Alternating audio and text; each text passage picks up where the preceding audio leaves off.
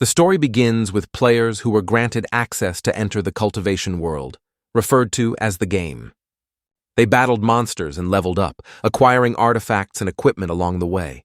Eventually, monsters broke into the human world, causing widespread destruction.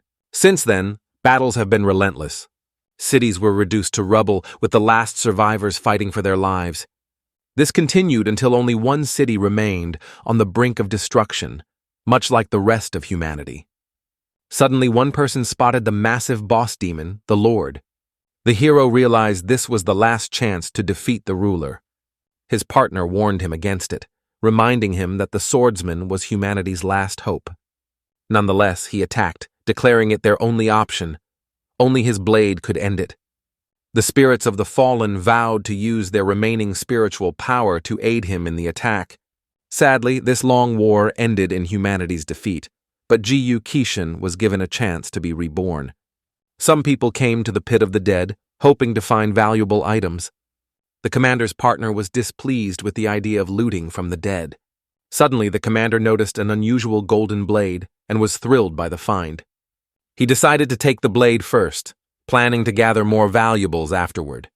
At that moment, Bushan, lying among the dead, awoke and began to fight for his blade. The commander's partner was shocked when our hero destroyed the captain, Gukin. Shan was disoriented, only recalling his battle with the demon lord. Suddenly, the commander's corpse attacked him, attempting to destroy our hero. The hero threw the monster aside and realized the danger present here. Enraged by the commander's actions, he decided to completely destroy him. Gukin. Shan was puzzled by the commander's revival after being destroyed. He believed this was not their world but part of the cultivation game, so he tried to call the system. The private was still unsure if our hero was a monster or a human. Gulshan replied that if the private had already destroyed countless monsters, he wouldn't be asking such questions. The assistant commander, terrified, asked our hero to show his badge. Kushan held the token and was surprised to see it was from the game. Moreover, the token was an old model. The private apologized, admitting he thought our hero was a monster until the last moment. Our hero noticed that the private's uniform was the same as it was 10 years ago. This made him suspicious, so he asked the private what year it was. Guoqi-shan was surprised to hear it was the year 681 of the Jinping dynasty. He immediately realized this was the world of game cultivation from exactly 10 years ago. A system notification showed he had become a private in the GU cavalry, Qin Sha. He was surprised to see the god of war systems in front of him. Suddenly, he noticed a horrifying scene. A terrifying monster with huge fangs was charging towards them. Our hero told the private not to be afraid, as it was just a wild animal. Kushi-shan attempted to defeat the monster using his fencing skills. However, the monster easily threw him aside. Realizing he couldn't defeat it head-on, he recalled the old days. Remembering that the monster's weak point was its throat, he destroyed it with a single blow. Looking around, our hero saw more monsters, attracted by the smell from the pit of the dead. This time there were many more monsters. Kushi-shan had barely dealt with one. How could he now defeat an entire herd? He asked the private if there was a place to hide. The private replied there was a camp ahead, hidden under a protective barrier. They ran towards it and began entering through the blue portal. The camp was secured by a large protective barrier, rendering it invisible.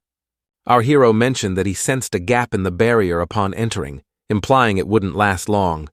The private was alarmed by this. Gucci-shan said that the barrier could be maintained for a while using spiritual stones. Thus, the private immediately ran to find spiritual stones.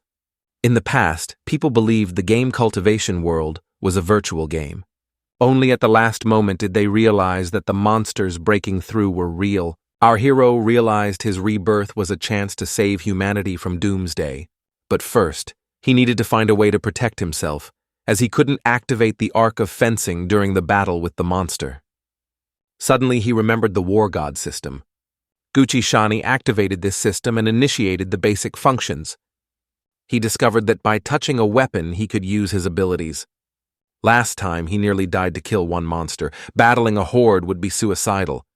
Therefore, our hero decided to use ranged attacks to increase his cultivation. One option was a double shot, but he lacked the spiritual strength to fully utilize the ability. Suddenly, Dokishan realized the learned abilities were immediately created, so he decided to test them in battle. He had good accuracy, but the damage was insufficient. Our hero experimented by adding a bit of spiritual power, and as expected, the damage significantly increased under a burst of spiritual power. Now, Jiyu Kashan could defeat the monster herd with his new system skills. Suddenly, he heard noises, initially thinking it was an earthquake, but it came from outside the camp. Arriving at the source of the sounds, our hero saw something. It was a huge, faceless giant. Gucci Shani had first seen this monster when the players entered the cultivation world. Our hero was puzzled by its sudden appearance, wondering if something different was happening in this life. The private asked about the monster, and our hero explained it was a primordial monster. The private feared the giant had come for them and believed they were about to die. Our hero reassured him, saying there was no need to be afraid, they would not die. He was right as the monster passed by them. Suddenly the private noticed the barrier beginning to crack. Gulshan assumed the shaking had broken the protective secrecy barrier. This exposed them to the monstrous beasts.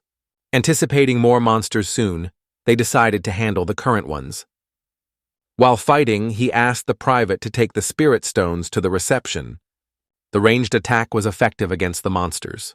Gulshan used the burst skill to destroy the beasts.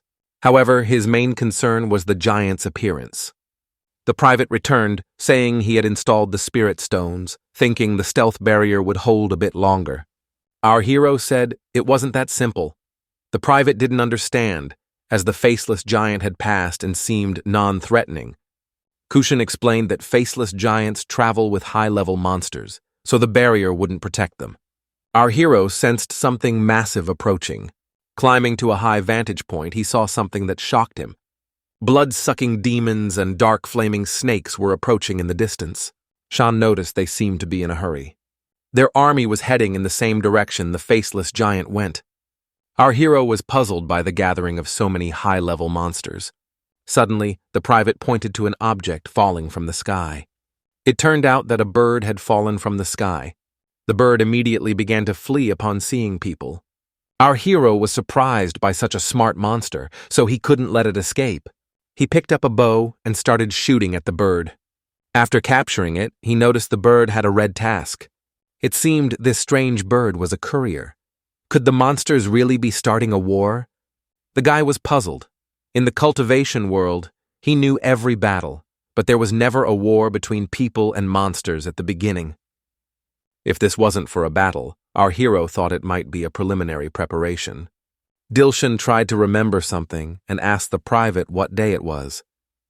Our hero recalled that on this day, the elder of the Qingdao sect, Taishan, and maiden Englishmen would disappear.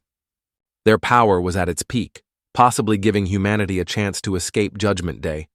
Unfortunately, at the moment our hero couldn't even approach that army, but he still wanted to change a lot in his life. Suddenly, the god system indicated that our hero's presence in the game would be suspended for one day.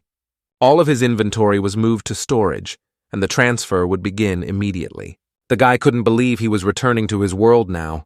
Our hero was transported to the Freedom Federation in County China. He found himself in a crowded place, realizing it was a high school prom. Gulshan realized he had returned to Earth before Judgment Day. Someone called out to him, and he recognized a familiar voice. It turned out to be his classmate Sue, who said that their mutual friend wanted to talk to her. His friend Jenny stood next to him and confirmed this. Everyone around noticed and speculated if he was going to confess his love to his classmate.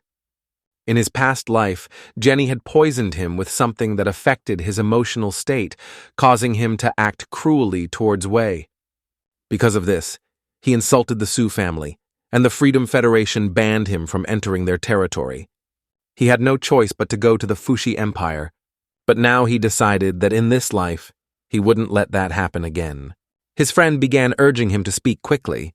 Others started gathering, anticipating a show. Guqin Shan invited his classmate to dinner to try his cooking. She expected something different, but he only wanted to have dinner. The friend asked why he didn't confess his love, but our hero replied they hadn't discussed it. Ji realized his plan was failing, so he decided to take matters into his own hands. But our hero took his hand, leading to a misunderstanding. Our hero took the red item from him and asked what he intended to do with it. Jimmy said it was just an ordinary ring. In his past life, our hero never figured out who wanted to harm him. Maybe the Su family's security could help now. Since Jimmy didn't want to confess, Gukin-shan decided to call Aunt Su. She arrived and said that the guy could only call her if he was in danger. In response, our hero simply showed her the red item he had taken from his friend. She realized the ring contained a very potent poison. Gukin-shan explained that someone wanted to create conflict between him and Shui, so he needed Su's help. As she started to run away, a man appeared and stopped her using his magic. The man began to interrogate Ji.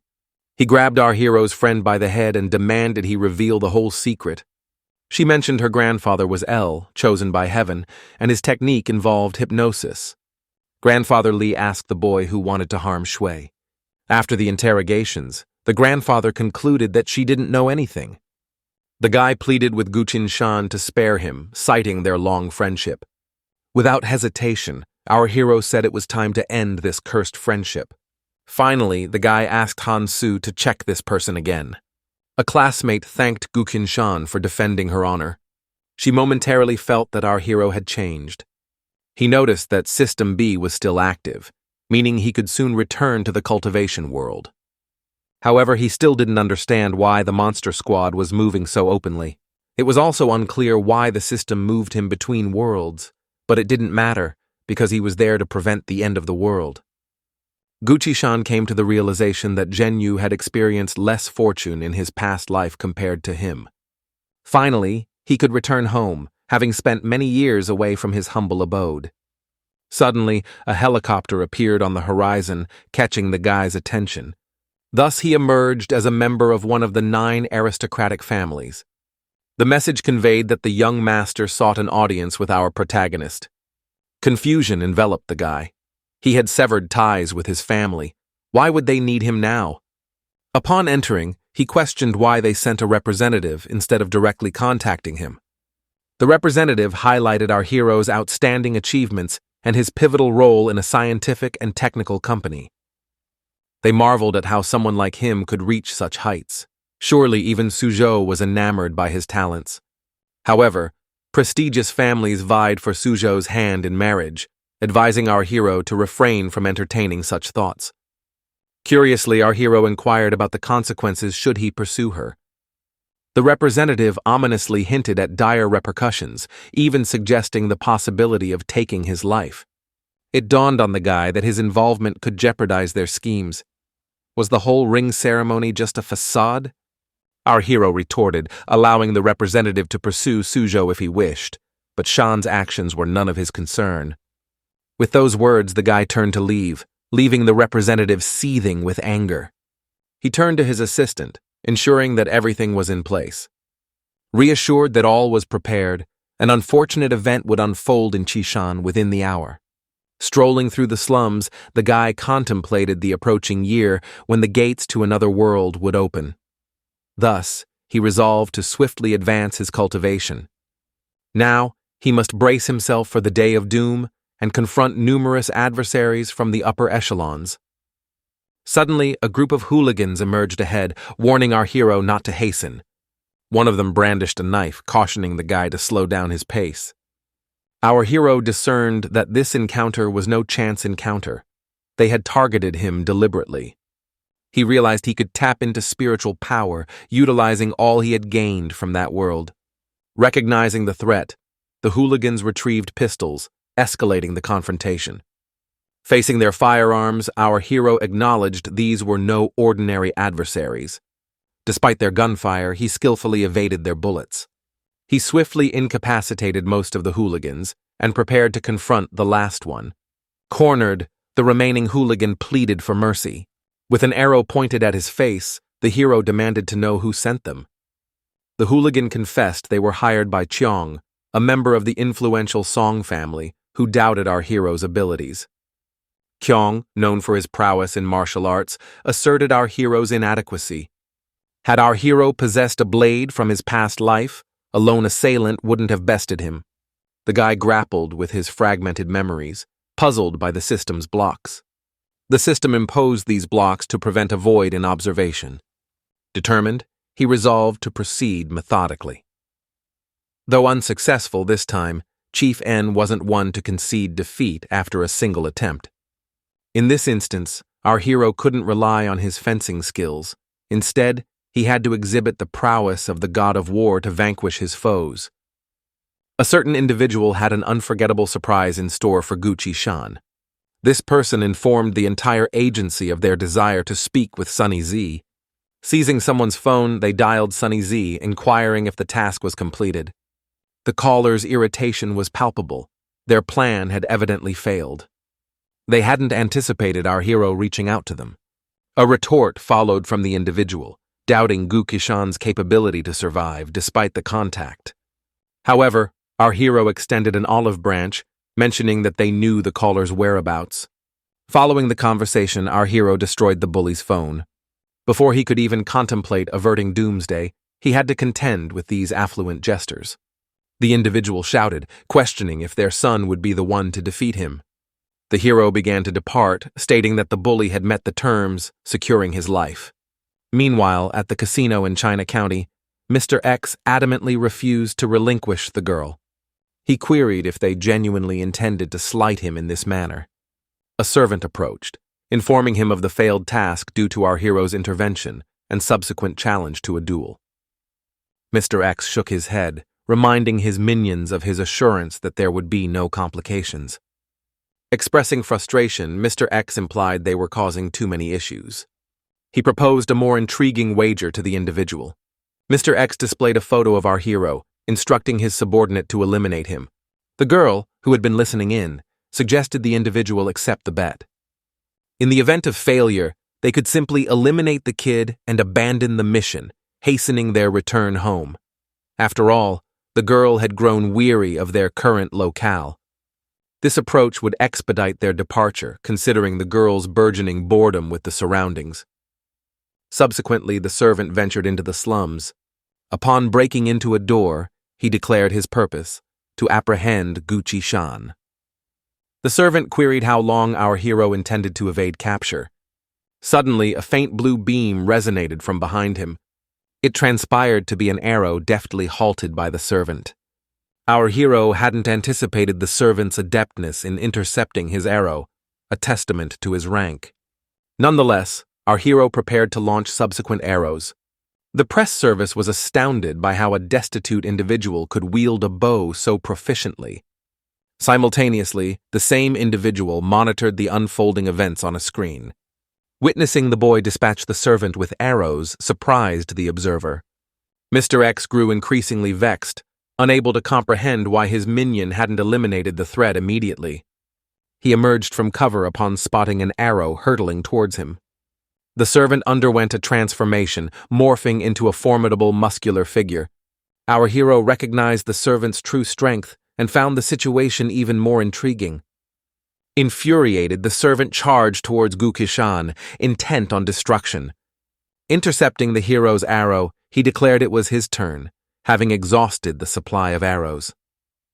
Gucci-san evaded the servant's onslaught of magic, realizing the opportune moment before him.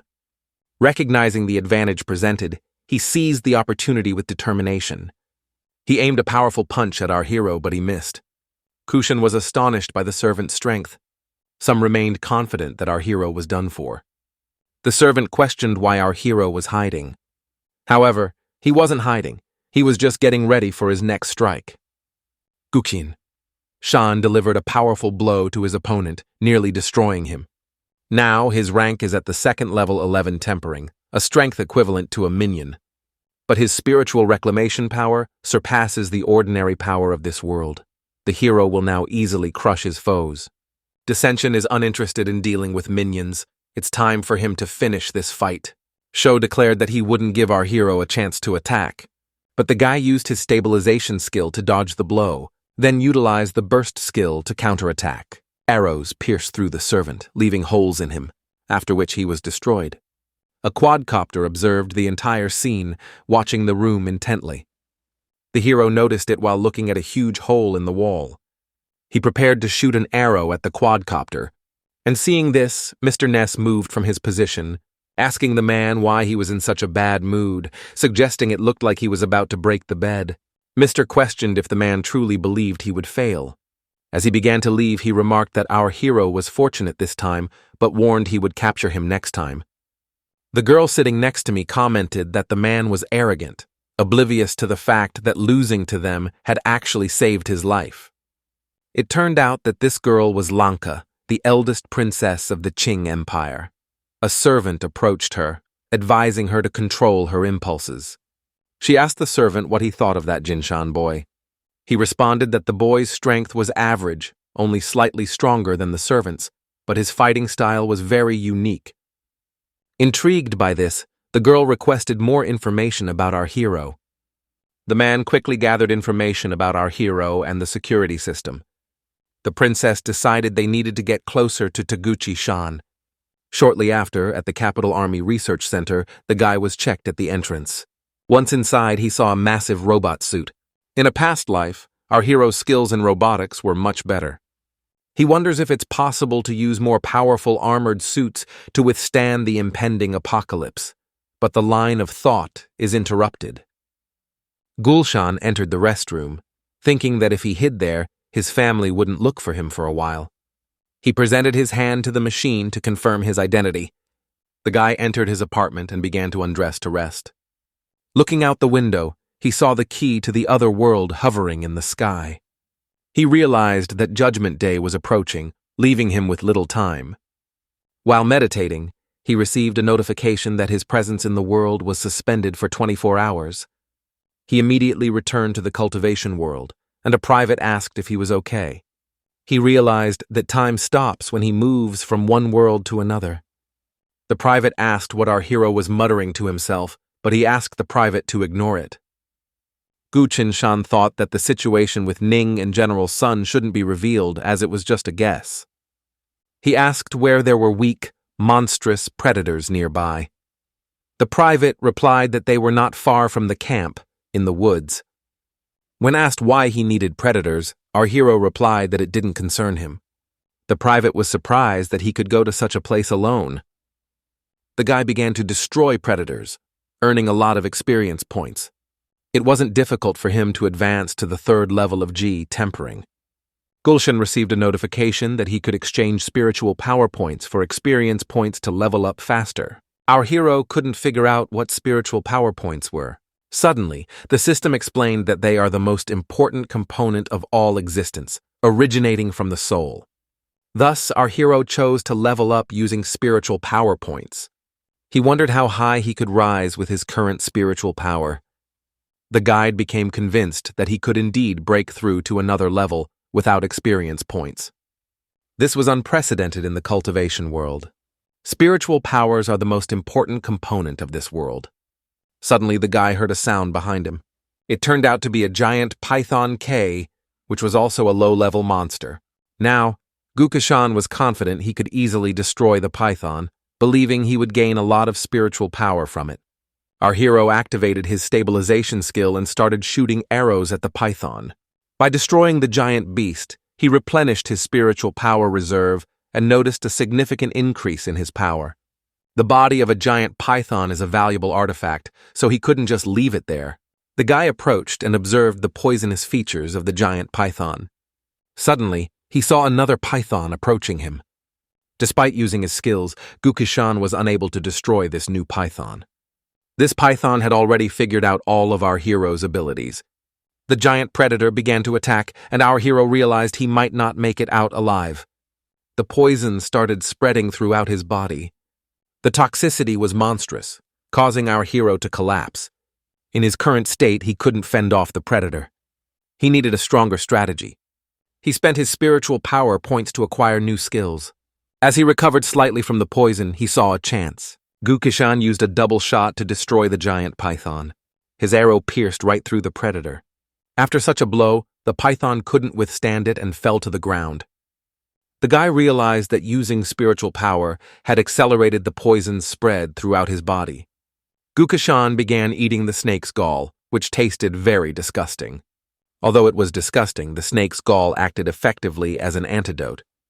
The guy learned a new skill that could change the trajectory of an arrow, making his attacks unpredictable.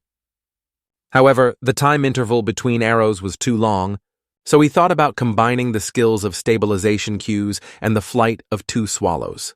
Consequently, the system created new abilities for him, and it also leveled up. He felt that creating level abilities was the true power of the god of war. Suddenly, he heard a sound in the distance. He realized that more high-level animals were arriving, so he needed to change locations quickly. When our hero returned, the private assumed something had happened to him. Our hero assured him that everything was fine now, but warned that they would soon face problems. He suspected that an army of demons would come for humanity's leaders, turning this place into a battlefield. The private replied that they could rely on camouflage for a long time and didn't need to go outside. Kushin said that high-level monsters would see through their disguises, making it impossible to hide. When ordered to follow our hero to survive, the private said he was mistaken. They told him that if he wanted to leave, he should go by himself. Kushin warned that by the time the masters arrived, it would be too late. The private, having heard enough of this, commented that the fear of monsters had completely consumed our hero's mind. Since the private decided not to be dissuaded, Gukishan's path diverged from his. Walking through the forest, he remembered that the area nearby was where Generals Nani and Sunday had met their demise. He could circumvent it from the west. Our hero found this place rather peculiar. Suddenly, he spotted something that spurred him to run even faster. He activated his new Chaos Dance skill, and in that moment, his entire attack vanished into some hole in the ground. It turned out to be a tunnel demon, resistant to elemental attacks. These monsters were known for their effectiveness in combat, surprising our hero to encounter one here. He noted that the tunnel demon was covered in fresh dirt, making it stand out from its surroundings and easy to notice. He suggested that it would be worth covering it with dust to camouflage it better. Gukishan heard several voices responding to him. He wondered if there wasn't just one demon, but a whole pack. Our hero suggested they go and collect dirt while he waited there. However, if he could still hear them, then they hadn't lost the tunnel. The demons agreed. In an instant, our hero dispatched all the demons. To him, they were nothing more than mindless nuisances. Suddenly, someone thanked him for his help. He was taken aback to learn that there was someone else nearby. It turned out to be frontline General Sunday, who assured our hero they were allies, and there was no need to fear. Guqin Shan couldn't understand why the general was there, as they had gone in different directions before encountering each other. The general recognized our hero, making the conversation flow more smoothly. Meanwhile, the general began to activate the formation, concealing the 6 trigrams. Our hero was amazed that General Sunday used the formation to hide the entire temple. Frontline General informed General Ning that it was safe to come out now that the tunnel demons were gone. She mentioned how challenging it was to defeat the tunnel demons even for them. General Ning inquired how our hero knew the weaknesses of these creatures. He explained that he frequently encounters monsters, giving him knowledge about them. Our hero realized that she was indeed General Nene Yushan. Frontline General added that General Nani was the fantasy of every male cultivator. He observed our hero's reserved demeanor, noting his lack of interest in the girl. However, our hero couldn't comprehend how their paths converged when he had chosen a different direction. According to records, their locations of death were distant, and they hadn't met. Had history truly changed? The demon army seemed prepared. The resurrection of these 2 generals couldn't be a simple matter. Something unexpected must have occurred. Our hero speculated that it might be because he destroyed the messenger of the demon army. Therefore, the orders for the destruction mission might not have reached the detachments. Our hero realized that he was the one who had truly altered history. The general noticed a jade pendant in our hero's hand, recognizing it as a symbol of the defeat of the demon army. The general chuckled, noting that the demon army suddenly halted their pursuit, indicating possible coordination issues. The girl realized that the messenger had corrupted her with the spirit of the beast, and he was notably formidable. She asked our hero how he managed to defeat him. Our hero decided to demonstrate his method. Kushin suggested they quickly return to human territory, anticipating a swift response from the demon army.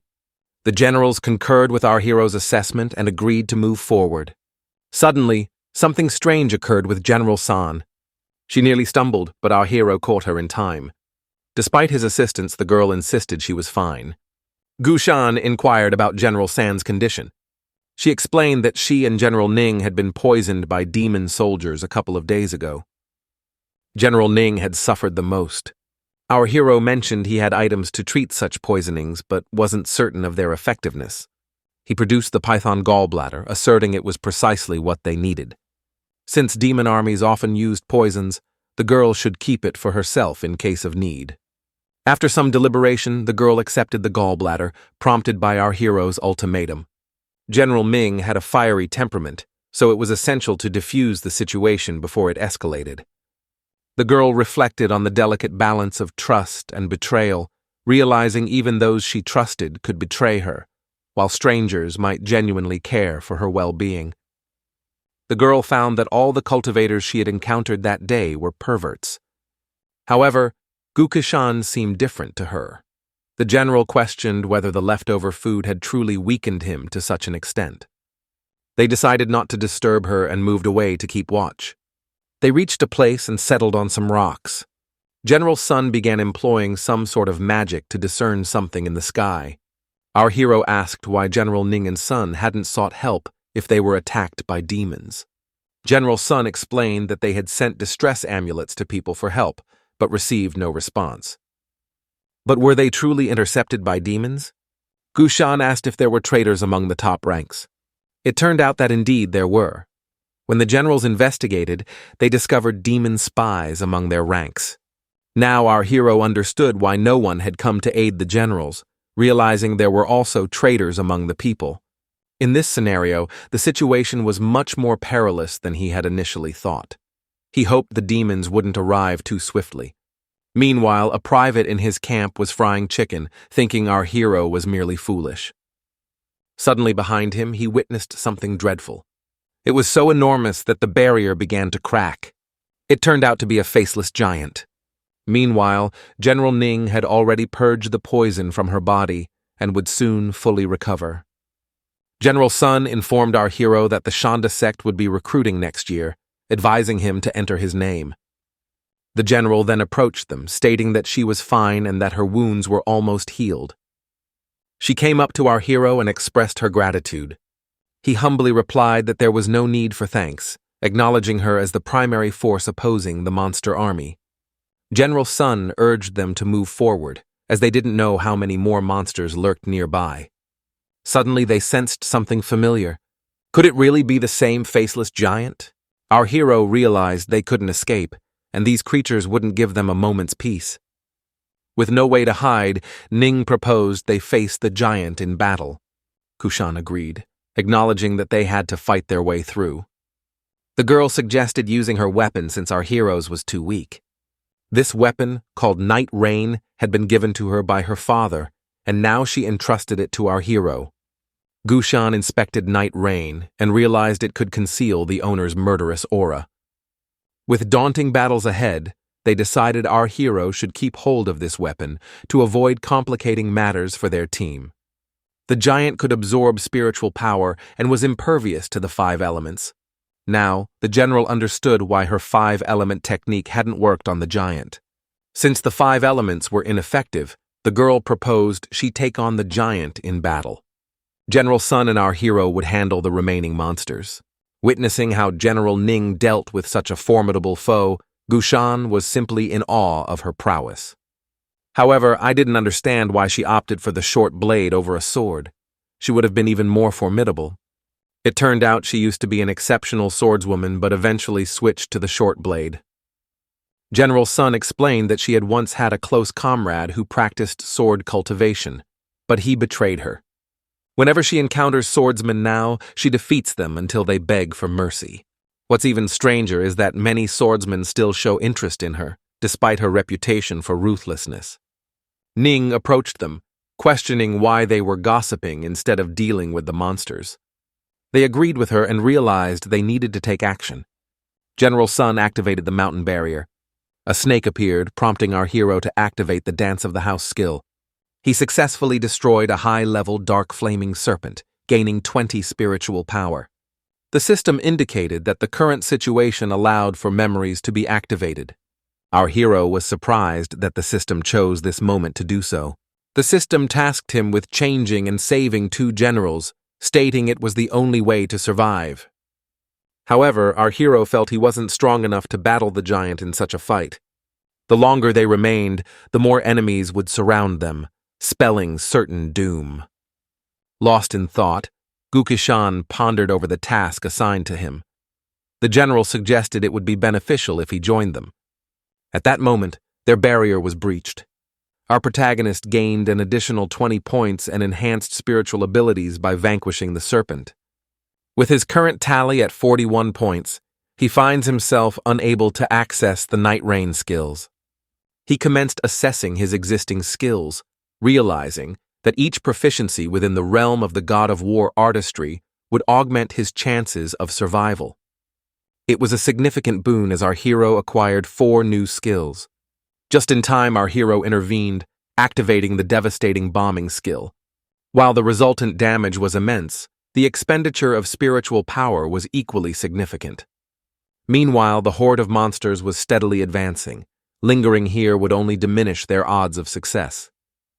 General Ning remained embroiled in combat against the formidable faceless giant.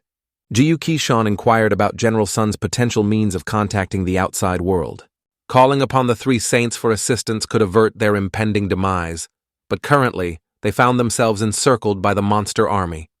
Sun revealed that while surveilling the monster army alongside Ning, they stumbled upon the realm of the divine army, which they needed to reach. Our hero grappled with understanding the concept of the divine army's world. General Sun elucidated that it was a desolated realm housing the remains of 10 illustrious warriors. The notion of existing in a world where such exceptional military figures resided was beyond his comprehension. It dawned on him that besides their cultivation realm, there existed other realms.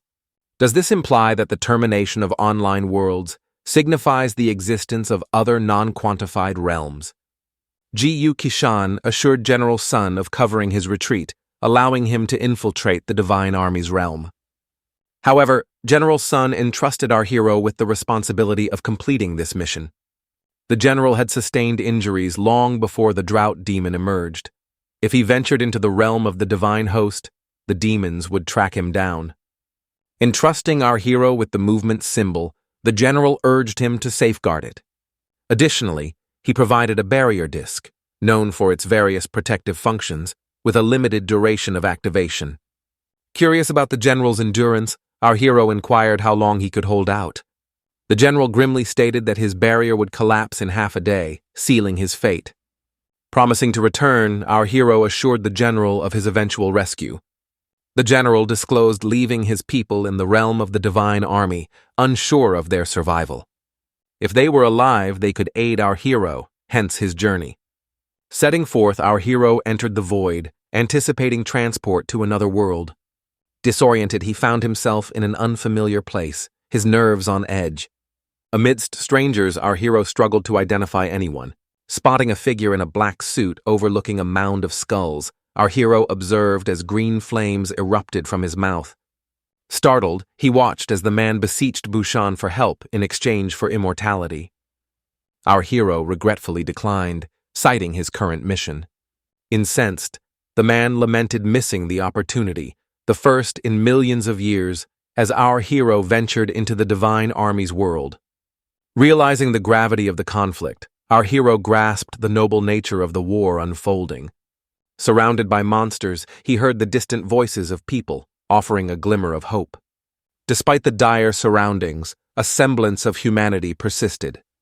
At the sound of human voices, our hero turned to face them. Behind him, he witnessed people armed and engaged in combat against the monstrous foes. Recognizing them as General Sonya's troops, the realization struck the guy. He delved into the realm of golden elixirs, outlining its fundamental principles. Realizing he couldn't face the monsters alone, he knew he needed to seek their aid to accomplish his mission, even with the assistance of the Night Rain. If only he possessed a sword now, dispatching the monsters would be swifter. Limited to the barrier disc bestowed by General Sun, his initial step was to divert their attention.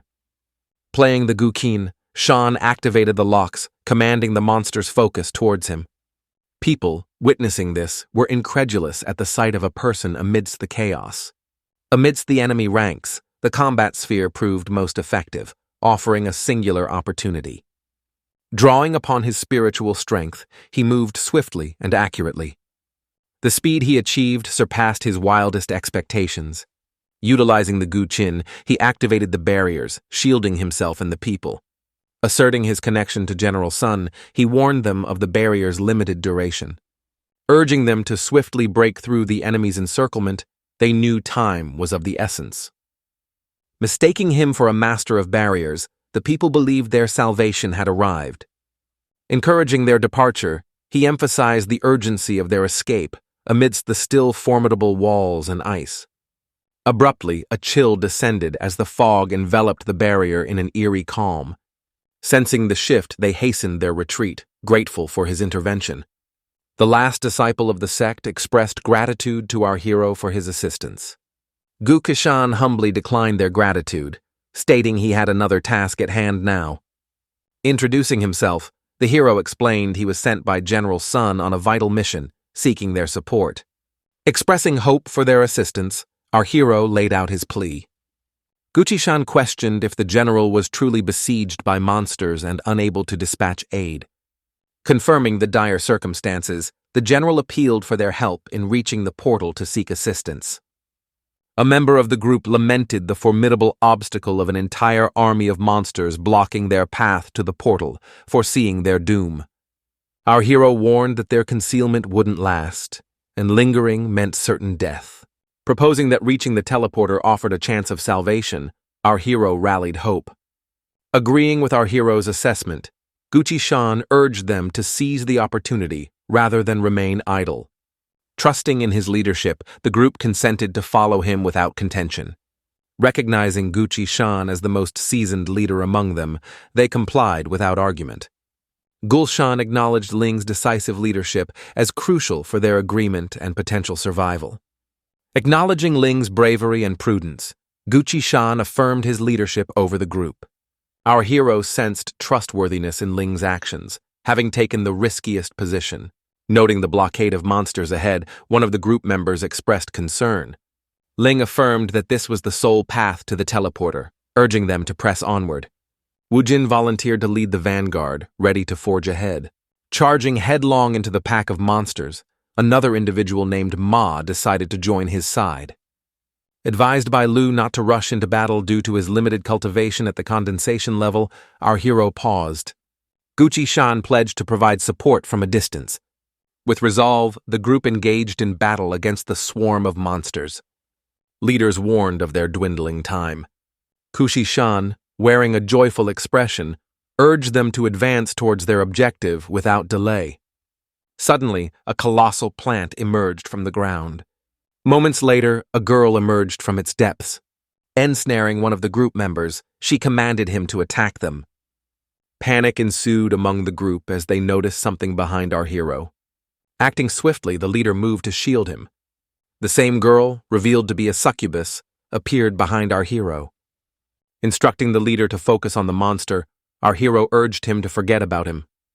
Activating the released sphere, Guqin prepared for battle, warning Lin to remain vigilant as ordinary attacks would prove futile against the succubus. Suddenly, they spotted another monster. Had it reverted to its original form? Our hero explained that succubi possessed immortal bodies, specializing in demoralizing and ensnaring foes. Emphasizing the need for unity, they rallied to break through the encirclement together. Understanding the urgency, one of the group members volunteered to clear the way. Abruptly, a malevolent devil burst into his body, causing agony and chaos. Recognizing the demon's overwhelming strength, the group realized fleeing was their only option. They made a swift escape, expecting pursuit, but to their surprise, none came. Their relief was short-lived, as they were suddenly ensnared by massive hands. The leader lamented their dire situation, realizing their lack of a skilled martial artist made escape unlikely. Doubt crept in as they faced the grim reality that without a martial arts cultivator, their chances of survival dwindled. Our hero pondered if their plight was truly without hope. Suddenly, a glimmer of light appeared in the sky, catching our hero's attention. To their amazement, it was the Wang Qin sword. Our hero speculated that mastering his sword technique might be their key to overcoming the monsters. Recognizing the sword's potential against the monsters, they grew hopeful. Questioned about his swordsmanship knowledge, our hero admitted to limited expertise, hindered by his fragmented memories. Kushan explained his memory limitations, hindering his mastery. Suddenly, the system lifted its protective barriers, restoring our hero's memories. With his true identity as the esteemed swordsman Gyu Kishan restored, our hero regained confidence. The leader was astonished by our hero's newfound sword cultivation prowess. Our hero instructed Len to prepare as they were about to face a horde of monsters. The leader expressed concern over their lack of close combat prowess. Assuring them, Kushan vowed to pave the way forward. He queried the system about unlocking the Inca's skill with his spiritual power, recognizing its potential usefulness. Understanding the importance of all three skills, our hero sought to harness them for their survival. Our hero beseeched the system to utilize the last of his spiritual strength to enhance his skill. Sensing a significant surge in his strength, he felt empowered. Prepared, Kushan called on Ling to provide cover from the rear. Despite witnessing our hero's strength, disbelief lingered. Boldly, Shan brandished his blade against the monsters. Observing from the side, he couldn't fathom our hero's proficiency with the sphere. Kushan urged them to maintain their pace without slowing down. Rising to his feet, he took on the task of guarding from behind. Suddenly, our hero's eyes caught sight of something peculiar. A flesh-eater was rapidly approaching them from a short distance away. In moments, it was upon them, impervious to their attempts to destroy it. It became apparent that conventional attacks were ineffective against it. He cautioned our hero to stay alert, but his urgent call was solely directed at Lin to swiftly approach. Without delay, the flesh-eater seized our hero, hoisting him into the air with the intent to consume him. The sudden action left them grappling with the grim reality of the flesh-eater's formidable strength. It became evident that even with our hero's considerable strength, vanquishing this monster would be a daunting task. In the face of this formidable opponent, thoughts of departing this world began to cloud his mind. Abruptly, the flesh-eater's form began to rupture from within, with myriad blue rays piercing its body. Following the fragmentation of the flesh-eater, our hero managed to crawl out from its remains. Despite the victory, his spiritual energy remained insufficient to employ his skill. However, luck was on their side as he managed to retrieve particles of his inner core, offering a potential means of escape from their current predicament. Suddenly, Len reached into his pocket and passed an object to our hero. He explained that this item, infused with 11th energy, would aid in restoring spiritual strength. Recognizing it as the last granule, Lin handed over the object to our hero, acknowledging his greater need for it. Our hero expressed gratitude and declared it was time to eliminate the remaining reptiles with his current spiritual strength. He was confident that his current spiritual strength would suffice for the task at hand. He believed his enigmatic blade, flowing down the rivers, would be effective against these monsters. Lin puzzled over how he could utilize the fairy technique. Kuchi Shan expressed doubt, suggesting that the sword might be too weak to endure such powerful attacks. Following the explosion, these nuclei would emit a potent, foul odor, deterring some monsters. Our hero hurled cannonballs at the monsters, causing a strong stench. Kushishan instructed Lin to flee without pause. They dashed away, but were abruptly confronted by a massive beast. Determinedly, he announced his intent to intercept its attack. Activating the deadly cold Shai, he launched an assault against the beast. The teleportation point was a mere 20 meters away. Suddenly, a golden monster materialized before our hero. Kushishan began to harness his spiritual powers and ascended to higher ground. Finally reaching the portal, it swung open before them. The teleportation mechanism would activate upon insertion of the key item. The key to ending the Fallen's assault lay in seeking aid from the three saints. At present, they need to enter the human fortress and relay the information. The hero mentioned that numerous high-ranking demonic spies are observing everyone. If they are discovered, their plan will fail, so it is preferable to meet the three saints directly. They noted that due to their status, it was very troublesome. Nonetheless, they will keep trying until they succeed. The Lord of Heaven was always hard to locate and was always meditating. The final option was to seek help from the fairy Biwa. Lin had heard that she was somewhat eccentric, making it unlikely she would want to see them.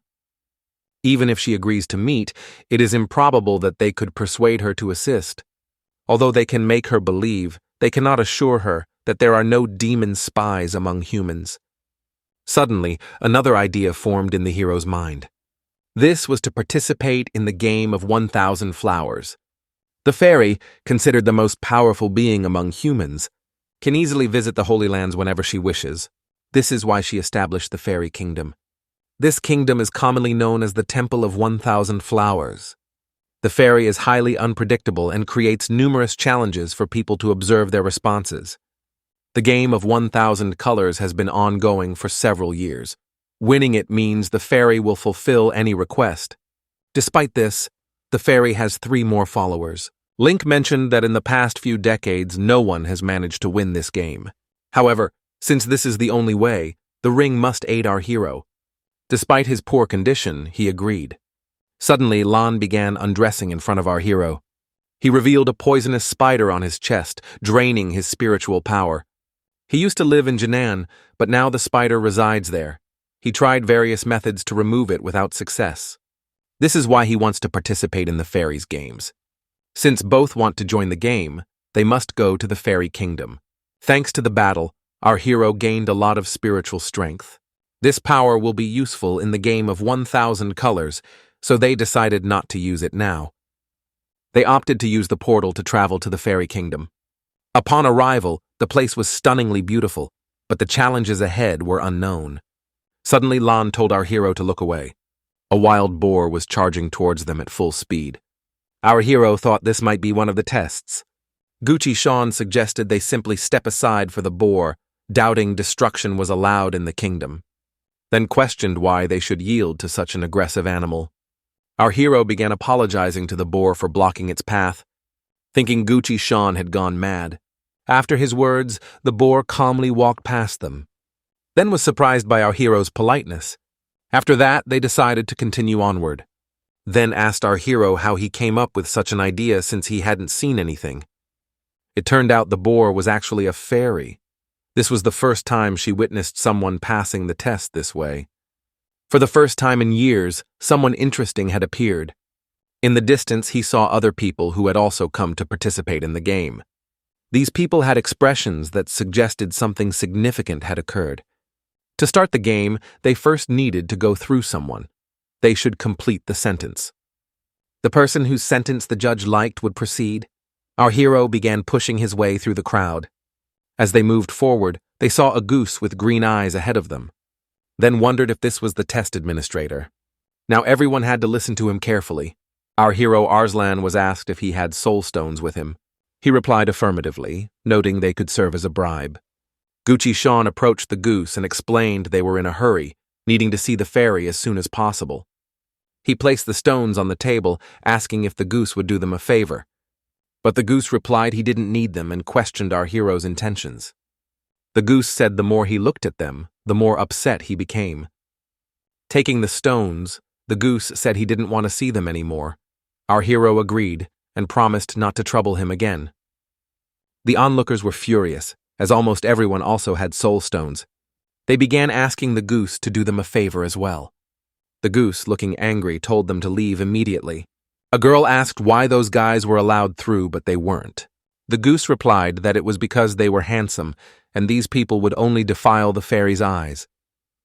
People began to leave in tears, questioning why they were being mocked.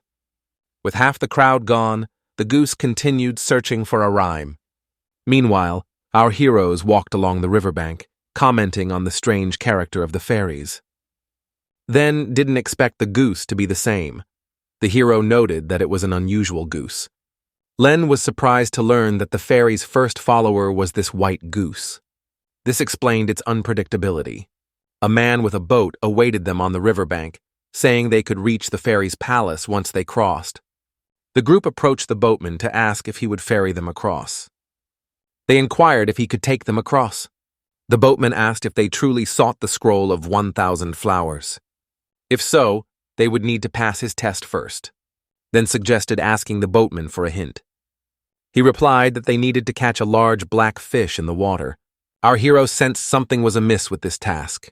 Nonetheless, they agreed to the condition, then volunteered to catch the fish, boasting of his swimming skills. Our hero wanted to speak, but before he could finish, Len had already dived into the water. After Len dived, the boatman mentioned that the black fish is incredibly strong, so caution is necessary. Suddenly, a huge whirlpool appeared in the water. A massive fish pushed Len out, and our hero urged him to quickly get out of the water. Seeing that Len was struggling, Shone aimed his arrow at the fish. The fish was in too much pain and released Len. Len spit out water and said the fish was too strong. Additionally, our hero noticed that the fish could talk. After Len caught the fish, the boatman began to cut it. The fish asked them to be gentle, but the boatman told her to be quiet. The boatman added that the heroes shouldn't feel sorry for this demonic fish. She deserved to be cut into many small pieces. In the past, this fish devoured as many as 5 islands, destroying all life, including 100,000 people. Because of this, an angry guard caught her and punished her with the curse of eternal regeneration. Thus, she will be reborn until she endures 100,000 tortures. This was already the 7,000th time. The punishment for this fish is quite fitting, a typical measure from the Biwa fairy. The boatman added that there was no need to sneak to her. He said that the lady most of all hates weaklings, who are not able to obtain the scroll of 1,000 flowers. If the guys also lack confidence in their abilities, they should leave immediately. Our heroes replied that they couldn't return empty-handed. They came for the scroll of 1,000 flowers because they had no other choice.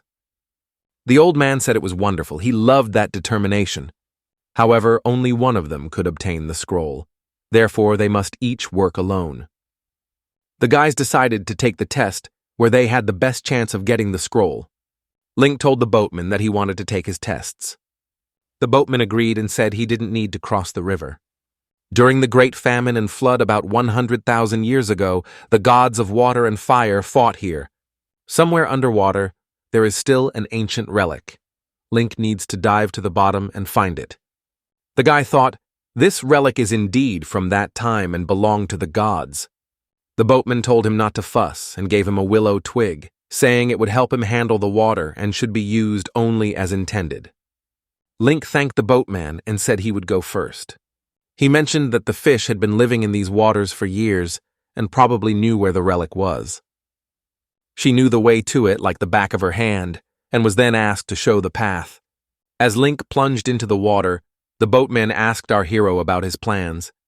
Kushan said he wanted trials related to wielding a sword. The boatman was surprised and noted that our hero didn't even have a sword. Our hero said that his sword wasn't in his hand, but in his heart. The old man handed him a sword, saying it would be his weapon. He added that wielding a sword is the most difficult test of all, so he needed to test our hero's knowledge. Kendo has... Our hero replied that there was only one thing, and that was destruction. The old man said if our hero thought so, then he should use any technique to destroy him. In turn, he would give him a little challenge. Kushan said the boatman shouldn't have put the sword in his hands. The old man began dodging our hero's blows, but suddenly he couldn't find him. At one point, our hero said the master had been caught.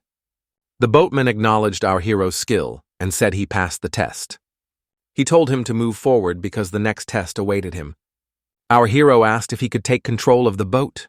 The old man replied it wasn't necessary. He would take them straight to the test. He created a teleportation circle, showing he was stronger than even General Sun. When they teleported, a girl was waiting for them at the spot. The boatman said this was the right guy because others couldn't handle his task. In this case, the girl suggested starting the test. She said somewhere inside this screen was an ancient sword. So our hero needed to go inside and find the soul of the sword. A long time ago, This very sword belonged to the gods. All ancient things from that time are endowed with strength and power. Although skilled craftsmen managed to find and restore the sword, its soul has yet to be discovered. Kushin said he understood everything and was ready. The girl added that 11 gods would be waiting for him inside, but he should not anger them under any circumstances.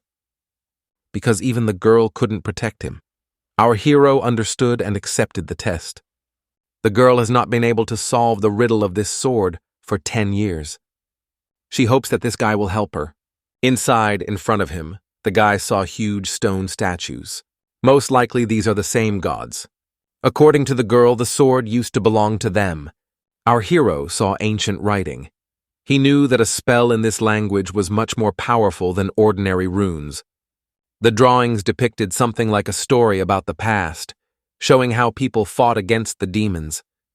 Judging by the drawings, various creatures were also sealed here. Gulshan saw a monster in one of the drawings and thought it was somehow connected with forbidden magic. One of the gods addressed our hero, saying he had been wandering here for a very long time, and it was time to get rid of everything by welcoming him. Guqinshan introduced himself and said he was very glad to see everyone. The gods replied that our hero apparently didn't know the rules of etiquette and was much worse than the girl who frequently visits. From their words, the guy understood they were talking about the fairy, who must have deep respect for them.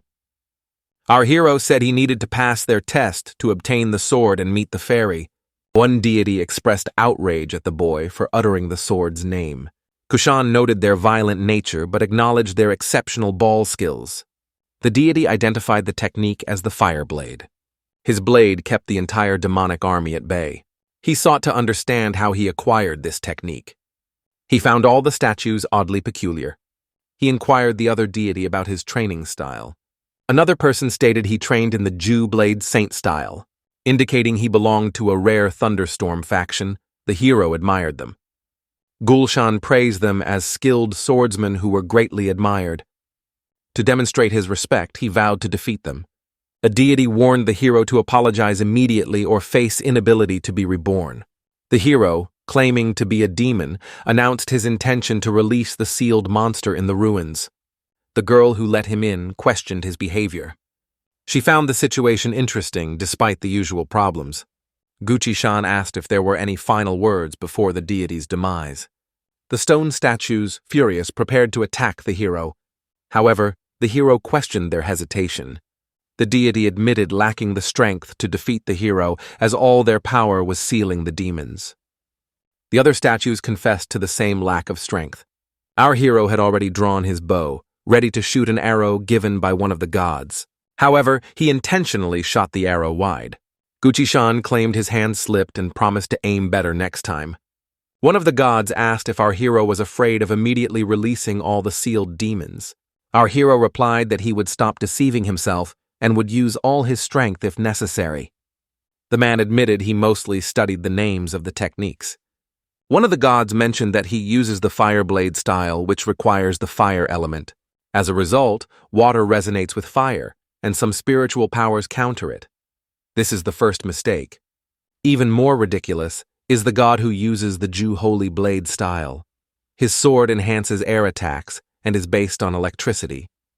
When our hero pointed out that this god wielded an electric sword, the god didn't react or acknowledge the mistake.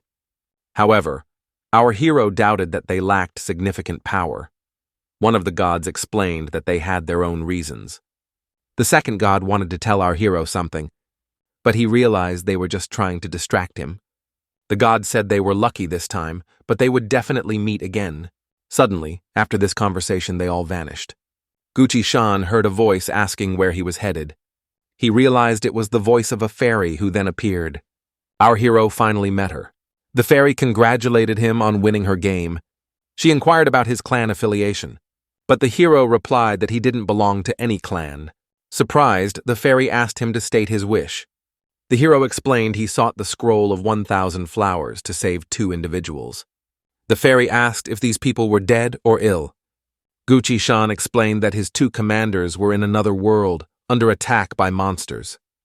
The fairy mentioned that if his story was true, he could have sought help from the army, instead of enduring a long journey. The hero responded that there were spies among the soldiers, and seeking their help would have led to his demise. The fairy warned that if his story was false, he would face consequences. She took his keychain and began using divine power. Since he passed all the tests, she couldn't just thank him. The hero asked the fairy to save his friends. Suddenly, the fairy cloned herself. One clone would rescue the people, and the other would identify the spies. She assured that Yuan would gladly help the people in this world. She added that the process wouldn't take more than 15 minutes. The hero realized that the art of prophecy is the most challenging technique to master. The fairy noted that the hero chose a difficult test and didn't use his sword, which was against the rules.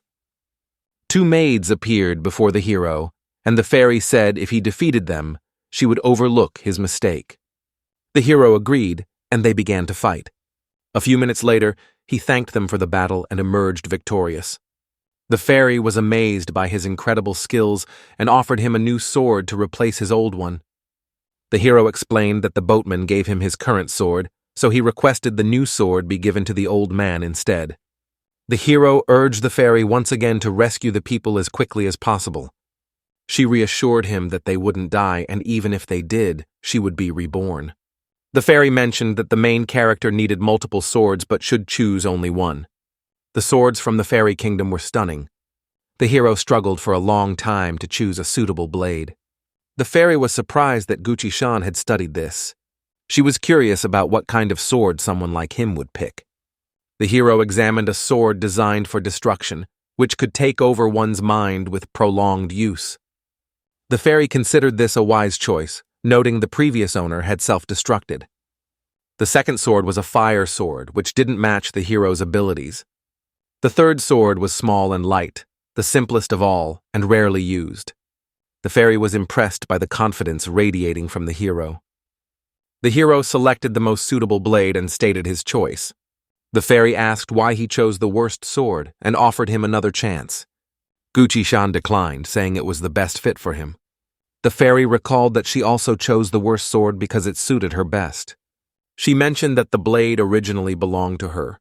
The hero responded that he didn't know the sword was hers and offered to choose another one. The fairy assured him it wasn't necessary, as she no longer needed the blade.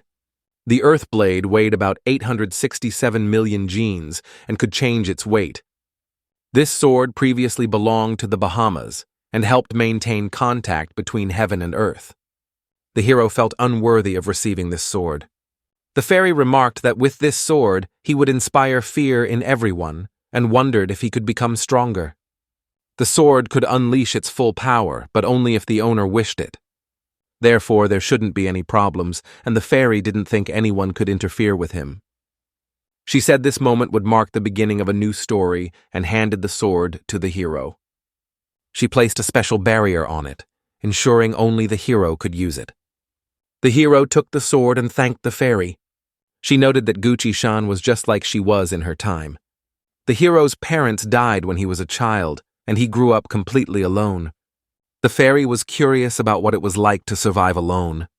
The hero felt like he was the only one in the world with nothing, with the only advantage being that no one would be upset after his death. The downside was that everything he did was alone, and he always avoided his birthdays. During those times, our hero felt completely hopeless. The fairy invited him to join the army of 1,000 flowers. Without hesitation, Gucci-san immediately agreed. The fairy then told him to follow her as they were urgently needed on the battlefield. She instantly summoned the mirror of 1,000 flowers.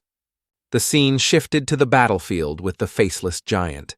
He commanded all the monsters to attack the human race. The demons were still using this summoning technique, making the battle intense. The hero felt he had arrived too late. The fairy reassured Gucci-san not to hurry. She told him to save the two people before she cast the spell. General Sun and Ning were confused by the sudden events. They wondered why spiritual power hadn't disappeared, and if it was some unknown demon magic. Suddenly, the two disappeared from the scene. The fairy entered the battlefield, declaring she would now face the giant. She looked up and saw a funnel with red eyes. The fairy realized it was someone carrying out orders from above. It turned out to be a dragon. He questioned how the fairy dared to stand in his way. He attacked the fairy, asking if she really wanted to die. The dragon almost bit her, but she managed to erect a barrier just in time. Looking into his eyes, she realized he was just as worthless. With just one blow, the dragon retreated without causing any harm. The fairy taunted him, asking if that was all he could manage. Because of the fairy, the dragon had to take human form, admitting she was very capable. She identified him as a demonic deity. He was the fifth element of the Golden Order, known as the Thunder Dragon. Even the dragon was surprised by these words. In human form, he transformed into a golden dragon. The fairy told the hero she would help him and that he should wait for her in the palace of 1,000 flowers. The hero didn't want to sit idly by and expressed his desire to participate. It turned out that the hero had been trapped in an illusion all along due to Biwa's powers, making it hard to distinguish reality from fantasy. Suddenly, he saw the magical weapons of high-ranking demons nearby. The fairy appeared before the hero, remarking that the demon wasn't so useless after all. Gucci-shan became convinced she had stolen the weapon from the demon. Meanwhile, the dragon couldn't understand who she was and why her strength matched his. At this moment, the fairy decided to create a clone. She instructed her copy to stand before the demon while she moved the people to the palace of 1,000 dances. The Thunder Dragon was shocked to see the fairy had cloned herself. The dragon immediately realized that this was orchestrated by the human race. He angrily questioned how she dared to steal his magic weapon. The dragon vowed to destroy her, claiming he would transfer her soul to another body, making her his eternal slave. The dragon knew who she was, but still dared to speak to her in such a tone. He had heard that she underwent rigorous training, but remained untouched and a virgin. The girl was amazed at the dragon's audacity and asked if anyone else was present. The dragon replied that others were waiting for the right moment to destroy the fairy. Just then, a blue circle appeared behind the fairy, and Dao Huan emerged from it. The fairy was startled and asked what he was doing there since he was the deputy commander of the human army. He said that now was the perfect chance to finish her off. As a friend, he was joined by 4 masters standing in front of her. The fairy realized who the traitor was. One of the guys confessed his love for the fairy and showed the scar she gave him in return. She responded that since he betrayed the human race, she would have to destroy him personally. She activated her skills, causing the guy to disappear. The others were shocked at this sight. One of them told her to shut up and immediately attacked her, but the fairy quickly dealt with him in seconds. Only 2 opponents remained, attacking the fairy from behind. At that moment, she vanished without a trace. The monsters were stunned by her ability to hide from their sight. The Thunder Dragon said the fairy had simply returned to her real body. Dao mentioned once that she had stolen his knife. There are 1,000 flowers in the temple. The fairy said she wanted to test our hero's abilities with a knife. She added that the first lesson would begin now. The first lesson was that the guy should never offend beautiful and strong women because they can become very angry. The second lesson was that becoming a deity would only be the beginning of his training, though for many it marks the end. Our hero needs to remember these 2 lessons. The master said that the fairy was much stronger than the bailiffs had described. But since she had now escaped, the monsters had a chance to retreat. Suddenly, the faceless giant stood up and began to run away, to somewhere. No one could understand what happened or why. He suddenly ran. The terrible dragon told everyone to look at the sky.